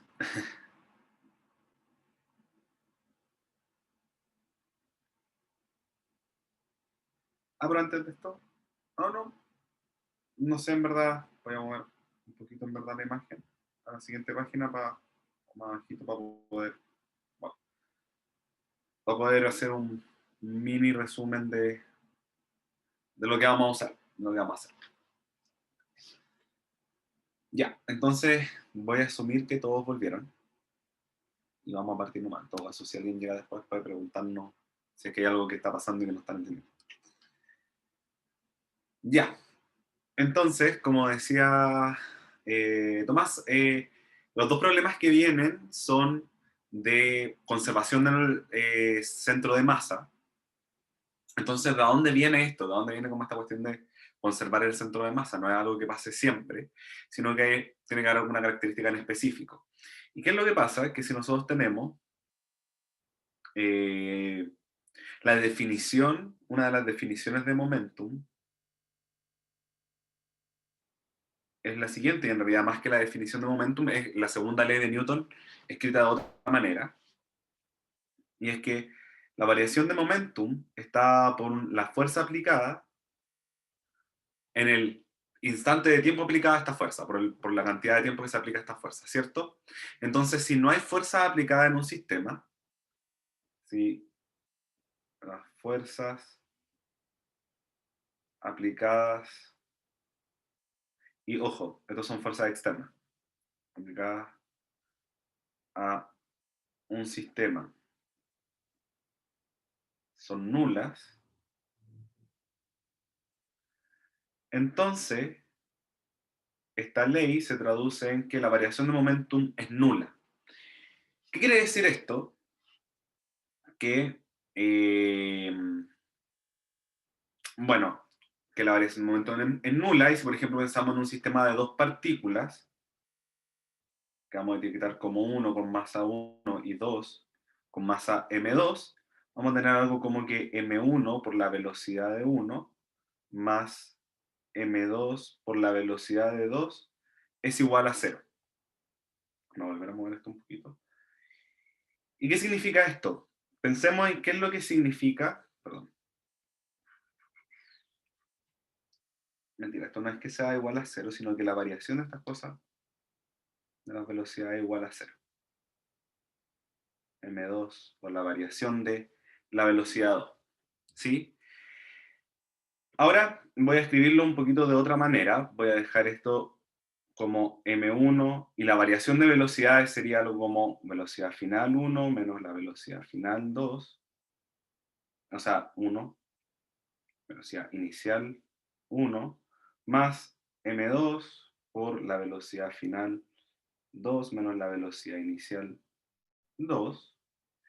Y si hago un poquito de álgebra, distribuyo acá estas cosas y paso los negativos hacia el otro lado, lo que voy a tener en verdad es que M1 por B final más M2 por B final, 2, 1, es igual a M1 por B01 más M2 por B02.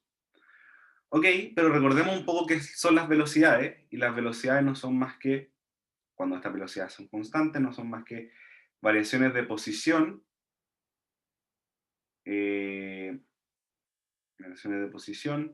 dividido en variaciones de tiempo.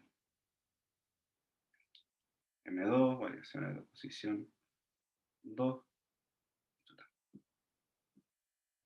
dividido en variación de tiempo, ¿sí? Y en realidad no me va a preocupar mucho de lo que hay acá, sino que esto es una constante.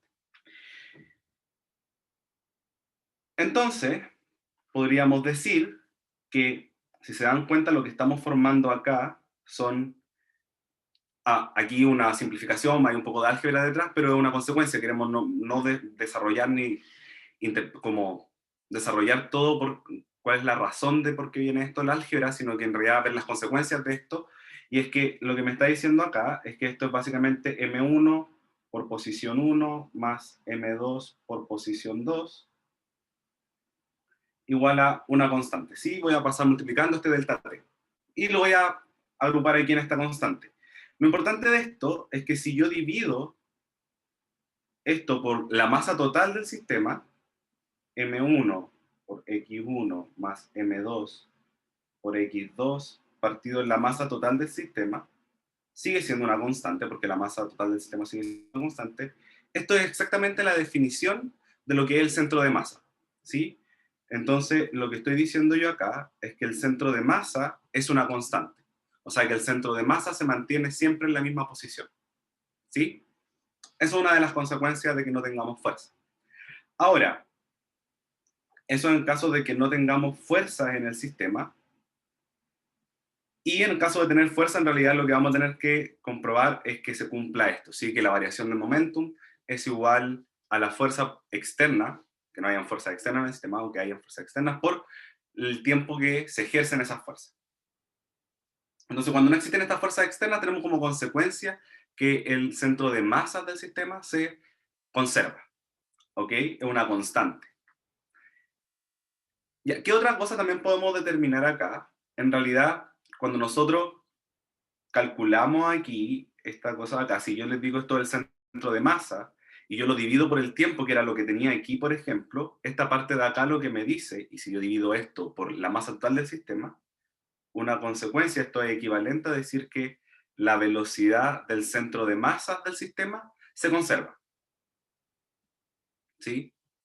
Entonces también es una, ¿cómo se llama esto? Es una consecuencia de que no tengamos fuerzas externas actuando sobre algún sistema. ¿Ok? Ahora, bueno, aquí yo casi que me pasé el gol diciendo que esto es un centro de masa, como que asumo que en realidad conocemos qué es lo que es un centro de masa y que el centro de masa está definido, lo voy a poner aquí en una nubecita en verdad, que es como 1 sobre la masa total del sistema por la suma de las partículas, ¿sí? De las posiciones de cada una de las partículas ponderadas por su masa. ¿Ok? Y ahí yo no le voy a dar muchas más vueltas porque en realidad aquí lo que hice fue como hacer un caso para dos partículas. En el caso de hacer muchas partículas va a ser la masa de cada partícula multiplicado por la posición de cada partícula dividido en la masa total. ¿Ok? Y en realidad yo creo que todos estos problemas nunca van a ser más allá de 4 partículas, como que no creo que se les vaya a hacer algo más que eso.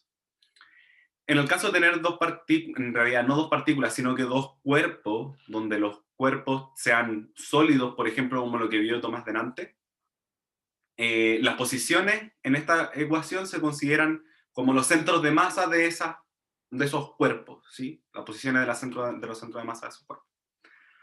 ¿Ok? Y bueno, ¿qué más podemos decir un poco del centro de masa? Aquí hablando de forma general de los centros de masa. Los centros de masa, en general, cuando los sistemas son homogéneos, o los sólidos son homogéneos, por ejemplo, como la barra que mencionaba Tomás, o los discos son homogéneos, y en general en este curso vamos a trabajar con puras cosas homogéneas, los centros de masa están en los centros geométricos de los sólidos, ¿sí? De los objetos. No necesariamente dentro del objeto, pero sí en los centros geométricos. ¿Y a qué me refiero con esto? Y el ejemplo más sencillo, es decir, esto no es un disco, esto es un anillo, ¿sí? Entonces solo existe en este bordecito que representa el anillo, ¿sí? Entonces, ¿dónde está el centro de masa, por ejemplo, de un anillo? En su centro geométrico. No está en alguna parte donde haya masa, pero está en el centro geométrico del anillo. ¿Ok? Eso más que nada, y eso es todo lo que vamos a ocupar ahora. Y creo que es lo más importante que se pueda ocupar como dentro de este curso. No sé si Tomás quiere agregar algo o como que pueda ser importante. Creo que eso es todo lo más relevante como hasta este punto del curso. ¿Sí? ¿O estoy mintiendo? ¿Está bien? Ya, perfecto. Genial. Ya. Eso más que nada. Ah, y quiero recalcar algo súper importante. Finalmente que, si se dan cuenta, aquí fue súper explícito en hacerlo, esta ecuación es una ecuación vectorial, ¿sí? Que entonces está descrita y es verdad por ejes. O sea, que delta Px es igual a la fuerza externa en X por la variación de tiempo y que delta Pi es la fuerza en Y externa por la variación de tiempo. ¿Ok? Entonces esto también se cumple por eje. Podemos tener fuerza externa en el eje X, en el eje X, y si no hay fuerza externa en el eje Y, entonces no tenemos variación de momentum en el eje Y, entonces conserva la componente en Y del centro de masa. ¿Sí? No así la componente en X, pero sí al menos la componente en Y en caso de no existir fuerza externa en el eje Y. ¿Sí? ¿Alguna duda de todo lo que puedo haber dicho? ¿Podría Ujú. explicar lo último de nuevo, por ti? Sí, que estas son ecuaciones vectoriales. Lo que yo te escribí acá, todo lo que tiene vectorcito acá arriba, es cierto vectorialmente. Y eso quiere decir que nosotros lo podemos separar por componentes. Eso quiere decir que la variación de momentum en el eje X es igual a la fuerza externa en la dirección X por la variación de tiempo. Y que, a la misma vez que la variación de momentum en el eje Y es igual a la fuerza externa en la dirección Y por el delta de tiempo. Entonces, esto se cumple por separado y toda la consecuencia que yo hice acá hacia abajo se cumple por ejes. O sea, que si no hay fuerza en el eje X, entonces se conserva el centro de masa en el eje X. Y si no hay fuerza en el eje Y, se conserva el centro de masas, la posición del centro de masas en el eje Y. ¿Sí? Eso. Ya, gracias. Ya. Entonces, y eso de la cuestión vectorial va a ser como específicamente súper útil para el problema 3, ¿sí? Para cuando le echen una revisada. Entonces, vamos a leer el problema 2, y el problema 2 dice lo siguiente: la parte trasera de una balsa, sobre la parte trasera de una balsa descansa Mr. Pingüi, de masa M minúscula. La balsa, de masa M mayúscula y longitud L, se encuentra detenida sobre una laguna quieta. Mr. Pingüi se desplaza hacia la parte delantera de la balsa y se detiene. Determina el desplazamiento de la balsa a consecuencia del desplazamiento del pingüino. Suponga que la resistencia del agua al desplazamiento de la balsa es ínfima, ¿sí? O que no hay roce entre la balsa y el agua. Entonces, ¿qué es lo primero que vamos a hacer, como en casi todos los problemas de física? Es definirnos un sistema de referencia. Yo, por temas de comodidad, y porque así también, como dijo Tomás, lo hice en la pauta, voy a definirme un sistema de referencia en el centro original de la balsa, ¿sí? Y de ahí no se va a mover. O sea, la balsa se puede desplazar en este eje, en este sistema de referencia, pero mi sistema de referencia se va a mantener ahí, entonces va a estar en donde estaba originalmente el centro de la balsa. X e Y. Entonces, ¿qué es lo que podemos identificar? ¿Hay fuerzas externas en este problema? Yo puedo identificar dos fuerzas externas, que es el peso y la normal, ¿sí? Que están en el eje Y. Chuta. Peso y normal, ¿sí? Y por peso me voy a referir al peso del conjunto balsa-pingüino, ¿sí? Entonces tengo peso y normal. Pero estas dos cosas se anulan porque la balsa no se va a mover en la dirección Y, ¿ok? Básicamente es como si estuviera sobre un piso. Entonces, ¿qué es lo que me está diciendo? Que la suma de fuerzas externas es igual a 0. O sea, que la suma de fuerzas externas es nula. Y no hay fuerza en el eje X porque en realidad no tenemos roce, no hay ninguna otra fuerza que vaya a hacer que esta cosa tenga otra dinámica. Entonces, como no hay fuerzas externas, ¿qué es lo que yo puedo asegurar? Como no hay fuerzas externas,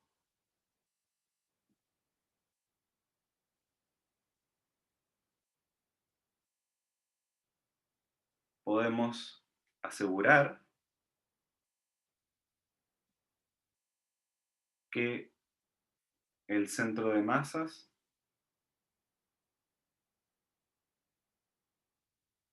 se conserva. ¿Ok? Entonces, como el centro de masa se conserva, lo que vamos a decir es que el centro de masa inicial tiene que ser igual al centro de masa final. Aquí yo lo escribo porque en realidad son posiciones y es un vectorcito, pero, de nuevo, como dijo Tomás delante, ¿dónde está sucediendo todo el movimiento y todas las cosas? Están solo en el eje X, entonces en realidad solo me importa la componente en X del centro de masa, ¿sí? En Y se va a mantener siempre en la misma posición, y en realidad no hay nada que se mueva en el eje Y, entonces no me importa mucho el eje Y. ¿Sí? Ya, entonces en realidad, habiendo hecho esa explicación, voy a asumir que todo esto es unidimensional y vamos a trabajar en una sola dimensión, entonces en vez de trabajar con un vectorcito, vamos a trabajar con posiciones solo en el eje X. O sea, vamos a trabajar con valores escalares. Ya. Entonces, para comenzar entonces, calculemos cuánto vale el centro de masa inicial. Ok, voy a hacer una simplificación de nuestro dibujito inicial. Voy a hacer una barrita. Y el pingüino aquí lo voy a dibujar como una pelotita. Y aquí voy a poner mi sistema de referencia, X e Y. Entonces, ¿dónde está ubicado inicialmente el pingüino? El pingüino está inicialmente ubicado a L medios, ¿sí? Y la balsa, como les dije yo al principio, vamos a considerar dónde está la balsa. La balsa vamos a considerar como su posición, la posición de su centro de masa. Si la balsa es homogénea, y en realidad aquí vamos a asumir todas las cosas homogéneas, la posición del centro de masas de la balsa está en el centro de la balsa. Entonces está aquí. Eso quiere decir que está en cero. Entonces el centro de masa inicial va a ser la masa del pingüino por la posición inicial del pingüino más la masa de la balsa por la posición inicial de la balsa dividido en la masa total, ¿sí? La suma de las dos masas. Y como les decía recién, la posición inicial de la balsa es nula, porque está justo en el origen, ahí fue donde yo puse el origen, en la posición inicial del centro de masas de la balsa, entonces eso es 0.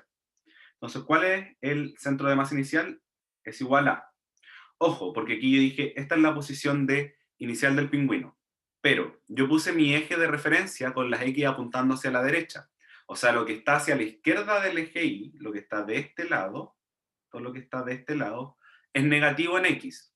Todo lo que está de este lado es positivo en X.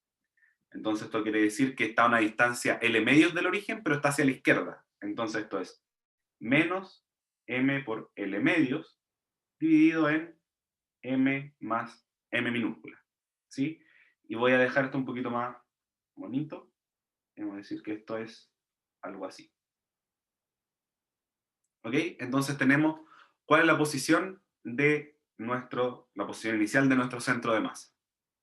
¿Sí? Entonces, voy a mover esto un poquito, solo como para dejarlo más ordenado. Y voy a decir lo siguiente. Aquí estamos analizando la posición inicial.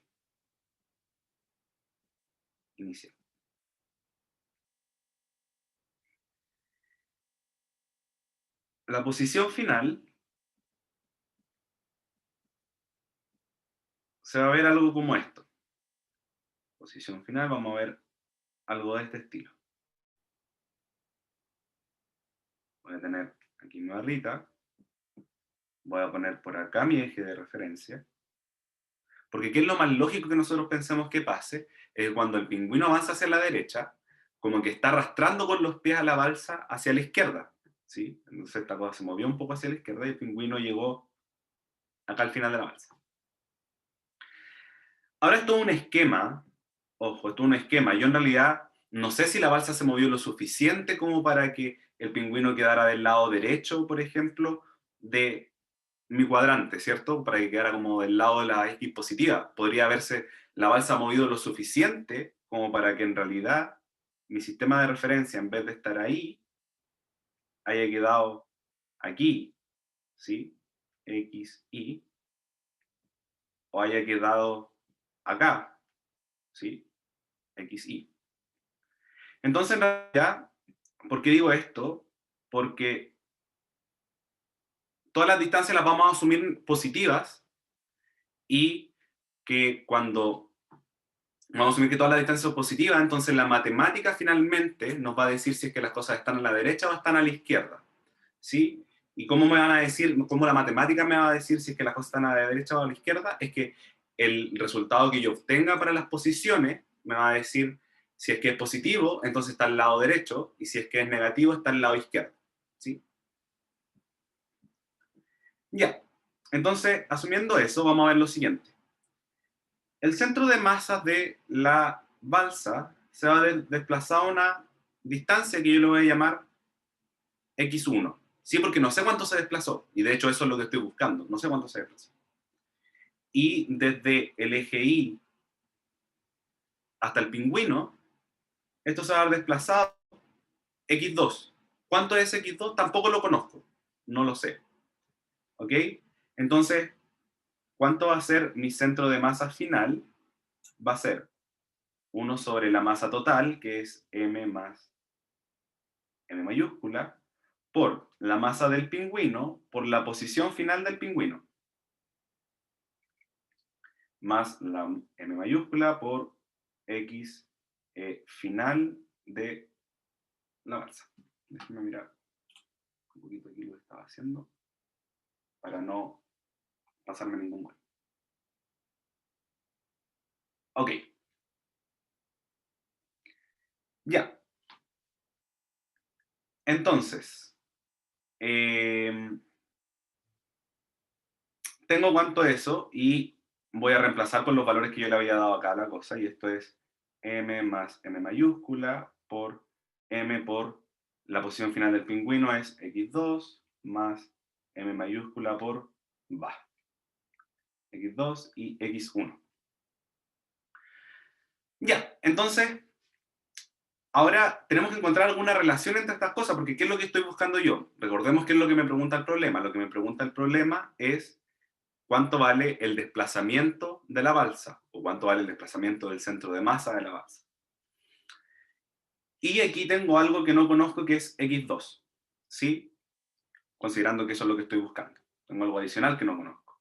Porque en la parte anterior conozco todo. Todos los datos de la parte anterior de cuánto es el centro de masa inicial es conocido. Entonces tengo que encontrar cuánto es la relación entre x2.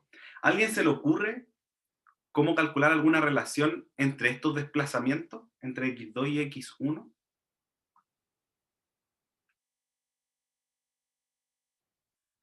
¿Tiene alguna idea de cómo hacer eso?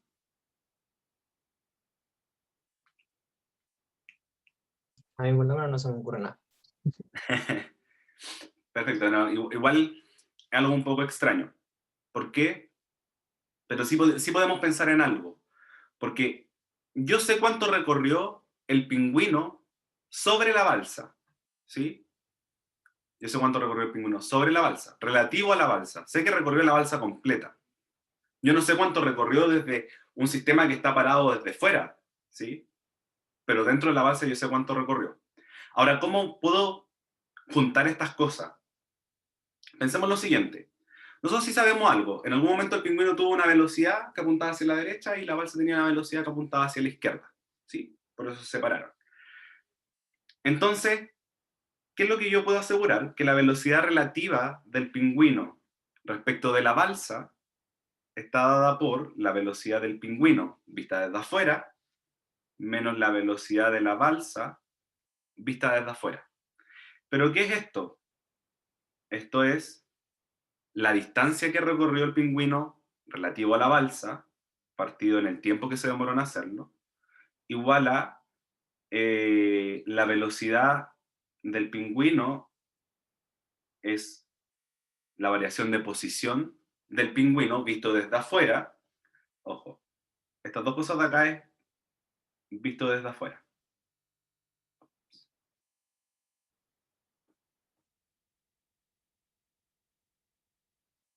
Y estas dos cosas de acá, o sea, y esta cosa de acá es visto sobre la balsa, ¿sí?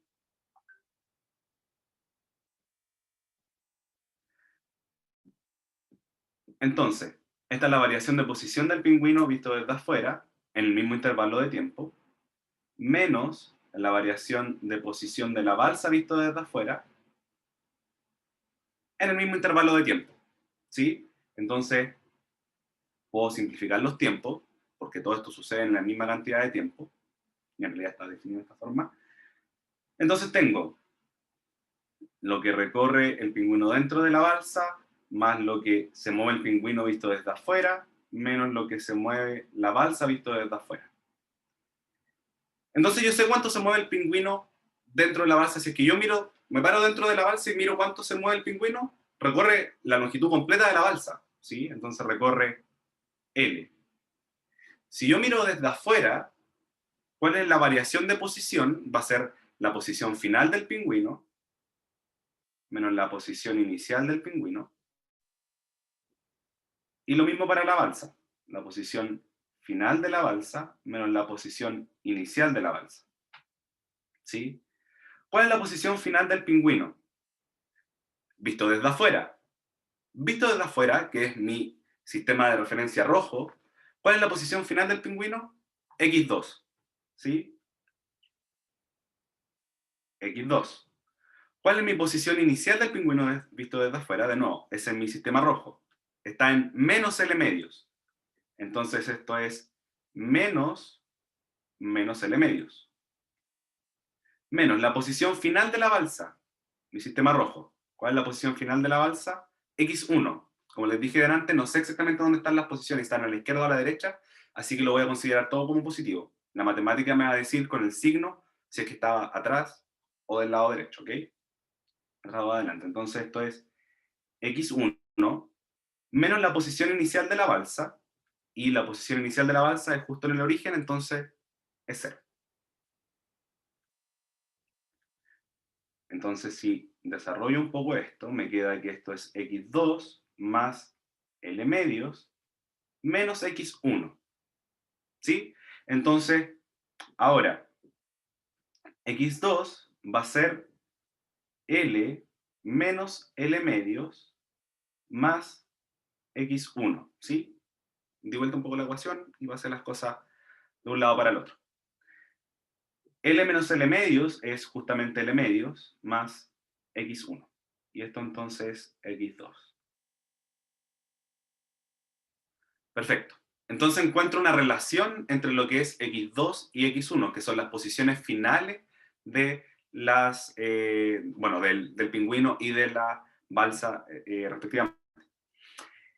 Entonces tomo esta ecuación, esta relación en verdad, y la voy a reemplazar aquí, en mi centro de masa final. Por lo tanto, podemos escribir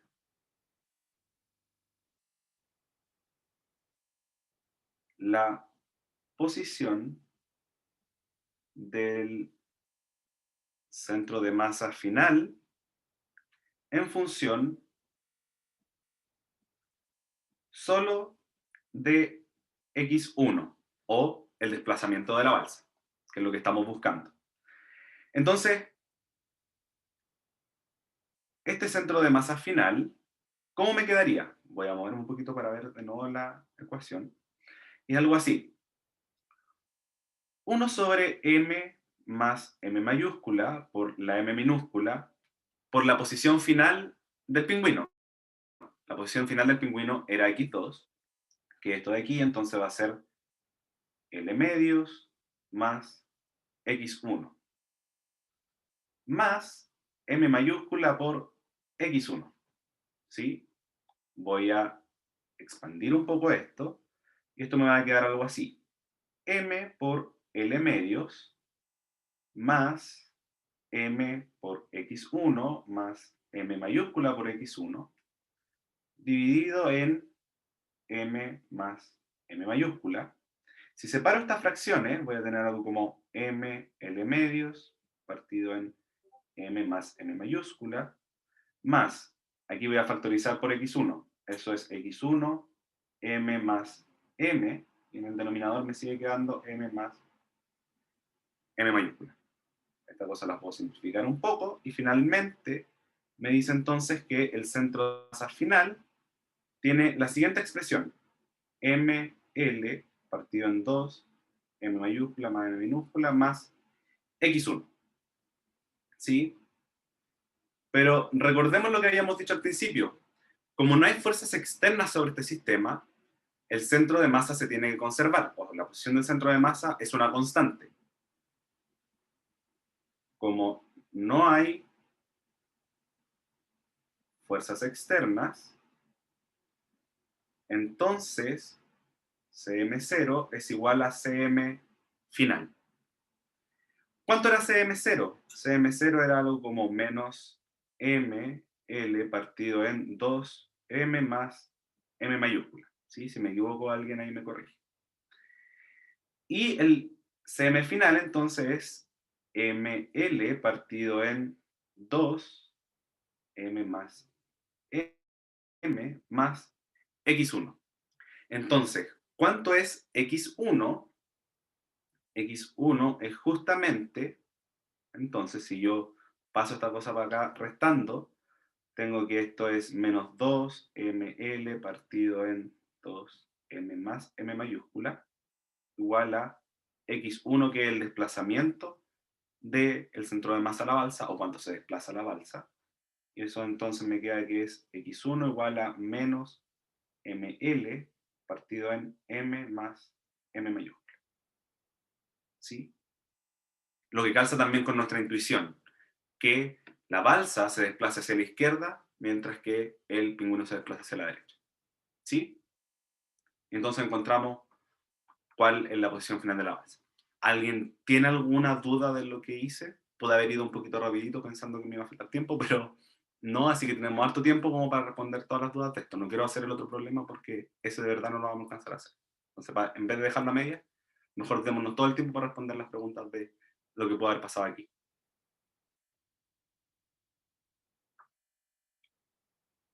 Que estábamos calculando en el inicio, qué es lo que queríamos sacar, a qué queríamos llegar. Sí, mira, vamos a ver el enunciado para ver qué es lo que nos dice. Nos dice, determina el desplazamiento de la balsa. ¿Sí? Determina el desplazamiento de la balsa. Entonces lo que estamos buscando es cuánto se desplaza la balsa visto desde afuera, siempre. Entonces cuando yo hago el esquema, por ejemplo, la posición final, lo que estamos buscando es x1. Cuánto se desplazó el centro de la balsa, ¿sí? Respecto de mis ejes coordenados que puse al principio. Ya, ok. En el chat preguntan si puedes explicar de nuevo lo de la velocidad relativa. Sí, por supuesto. ¿Dónde lo hice? Por aquí. Ya. Porque esto se ve en alguna parte, Tommy, del curso, ¿cierto? Un poco de velocidad relativa. Un poco algunas secciones lo ven, otras secciones no, pero Ya, igual si se explica un poquito el trasfondo, creo que se cacha. Como... claro. Claro. Claro, la velocidad relativa lo que me dice es, si es que yo me paro sobre la balsa y estoy viendo que el pingüino se mueve, como yo estoy sobre la balsa eventualmente se puede mover, lo que va a pasar es que lo que yo veo sobre la balsa no es lo mismo que ve una persona, por ejemplo, que está desde la orilla del lago, el río, donde sea que esté la balsa, ¿sí? Entonces, ¿cómo yo relaciono las cosas que ve la gente de afuera con lo de adentro? Por esto que está acá.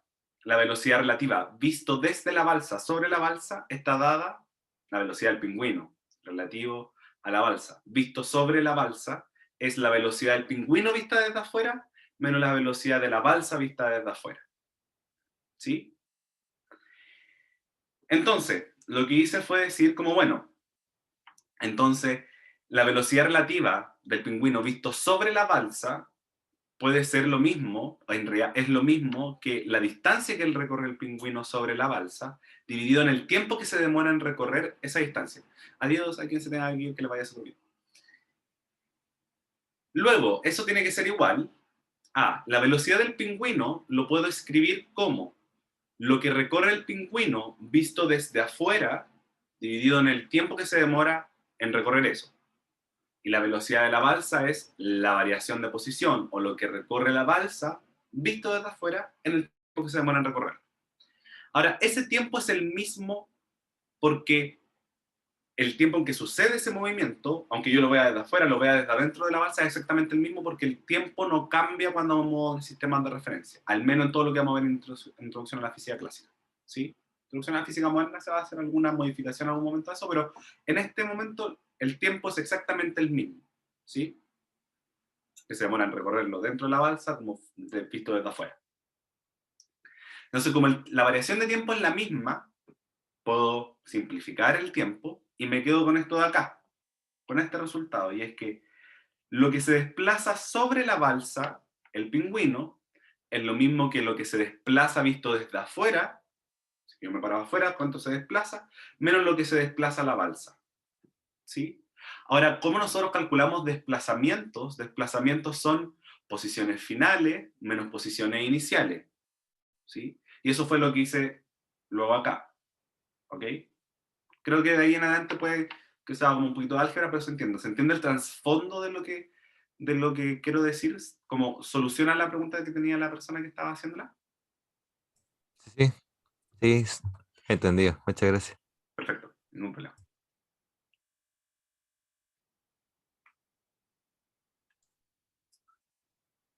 ¿Alguna otra duda?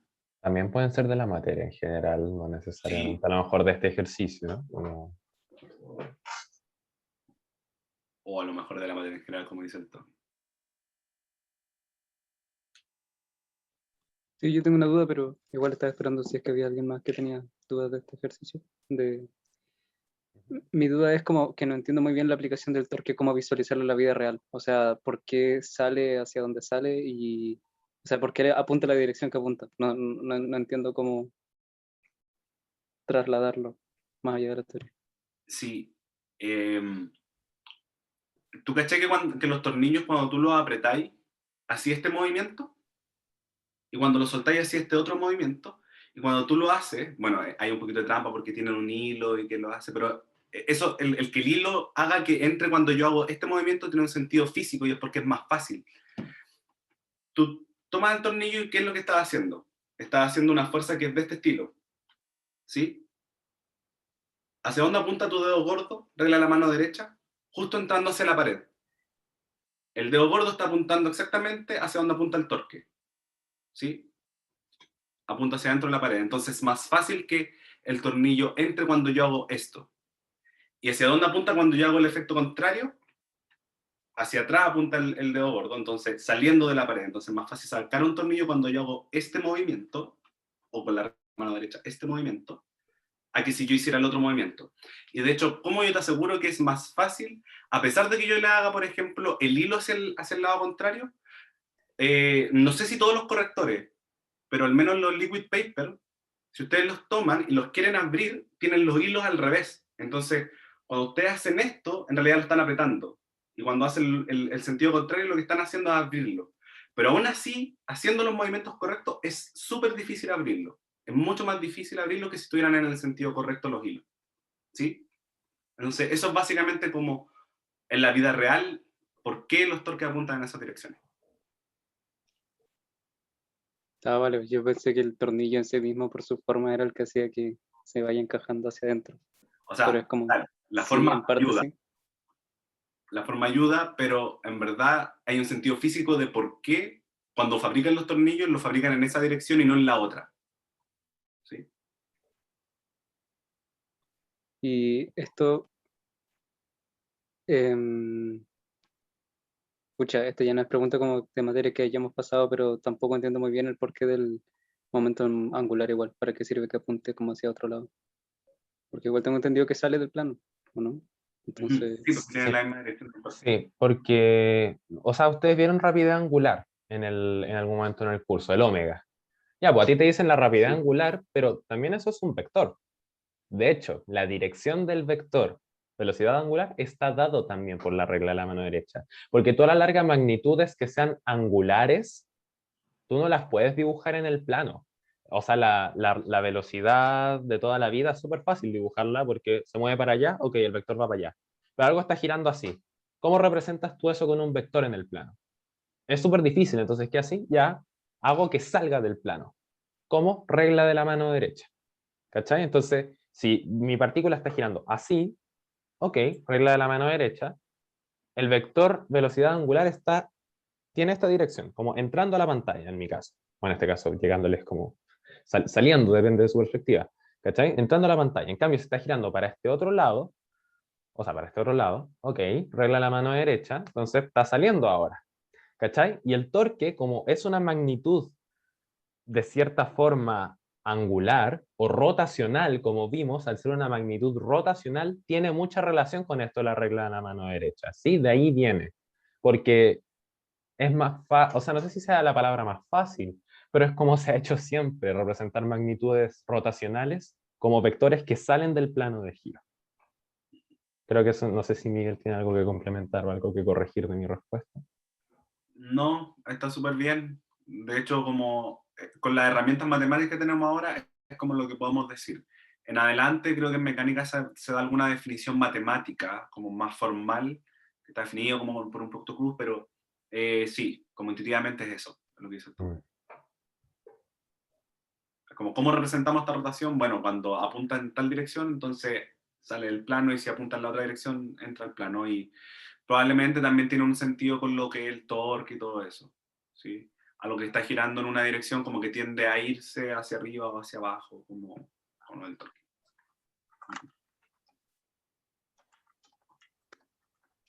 Hay dos preguntas en el chat. La de fluidos, a mí en mi sección dijeron no entran fluidos. No sé cómo es con el resto. Por eso yo hice esta o sea, la parte de tutorial la hice sin fluido, al menos pensando en lo que se dijo en mi sección, no sé cómo será el resto. ¿Y de qué tan probable es que el examen de este año se parezca al del año pasado? Yo creo que Eh, no. Yo creo, o sea, siempre se evalúan los mismos, claro, en temas de contenido yo creo que sí, va a estar bien parecido, como eh, siempre se va a buscar evaluar lo último, lo que no se vio, ¿cachai? Entonces, ¿qué no se vio? Centro de masa y torque, eso yo cacho que va a ser el objetivo de evaluar, ¿sí? Eh, entonces, eso, siempre se puede preguntar algo de que se haya visto antes, se puede, por supuesto, pero siempre se prioriza lo que no se evalúa. Y lo de el temario se ajusta a la sección más atrasada, según yo, sí. Hasta lo que tengo entendido, si el examen va a ser coordinado, entonces debiese, sí. Claro, justamente eso. Si es que es coordinado, debería. Mm.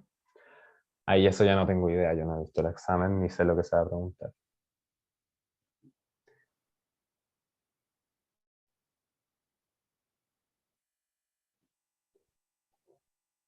¿No quedan más preguntas de materia?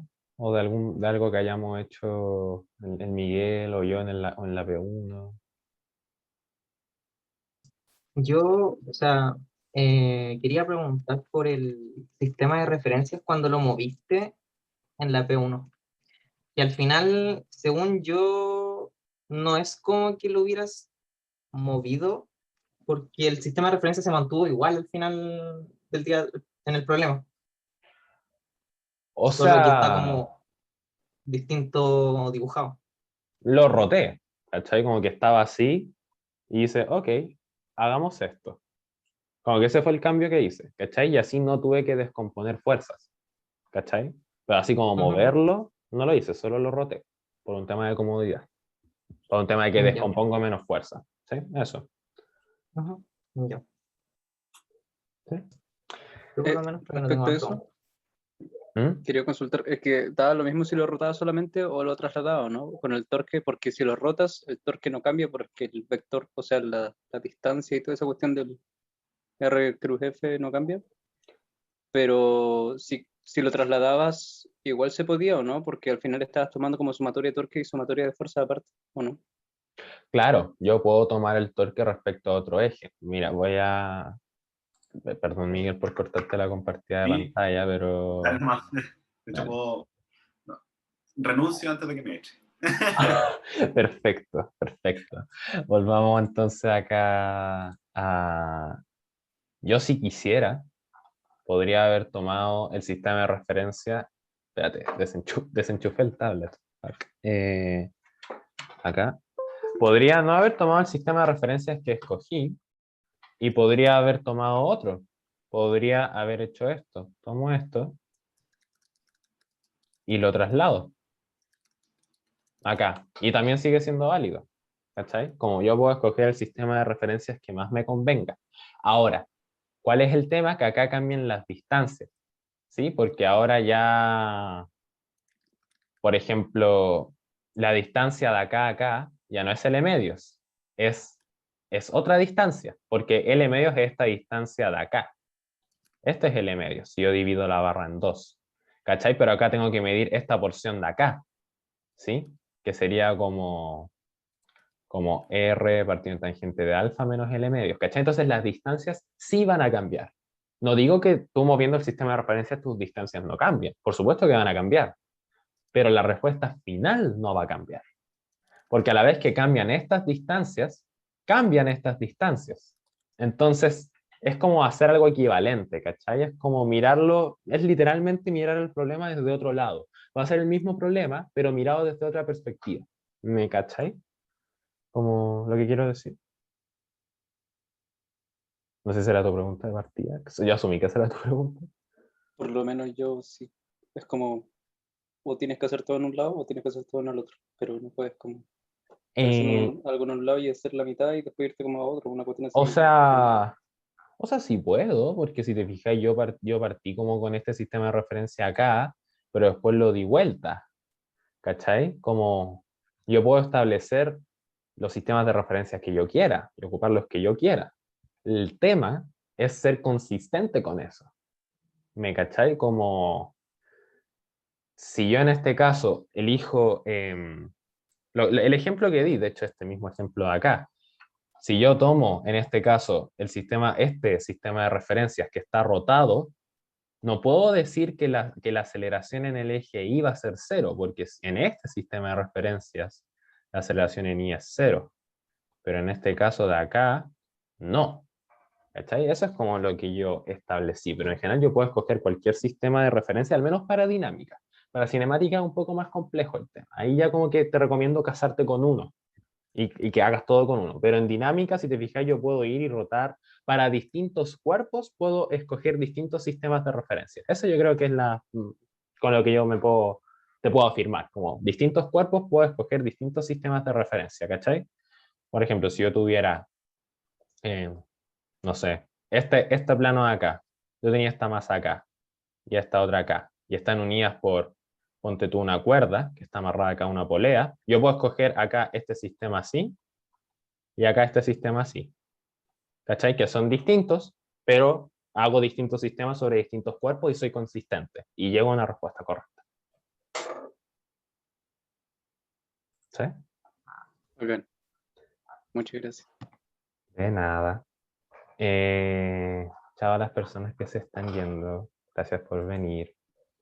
Besos, mil besitos. Todos van a pasar el ramo, yo les tengo fe. Yo les tengo mucha fe. El examen no es lo peor del mundo. Vamos que se puede. Ustedes lo van a lograr, yo sé que sí. Y, una mosca. Sí. Pienso lo mismo. Recomendación de profes. Pero Ahora deja de mismo. grabar, como si ¿Ya no sé? pasó, Bueno, sí. podríamos dejar de grabar.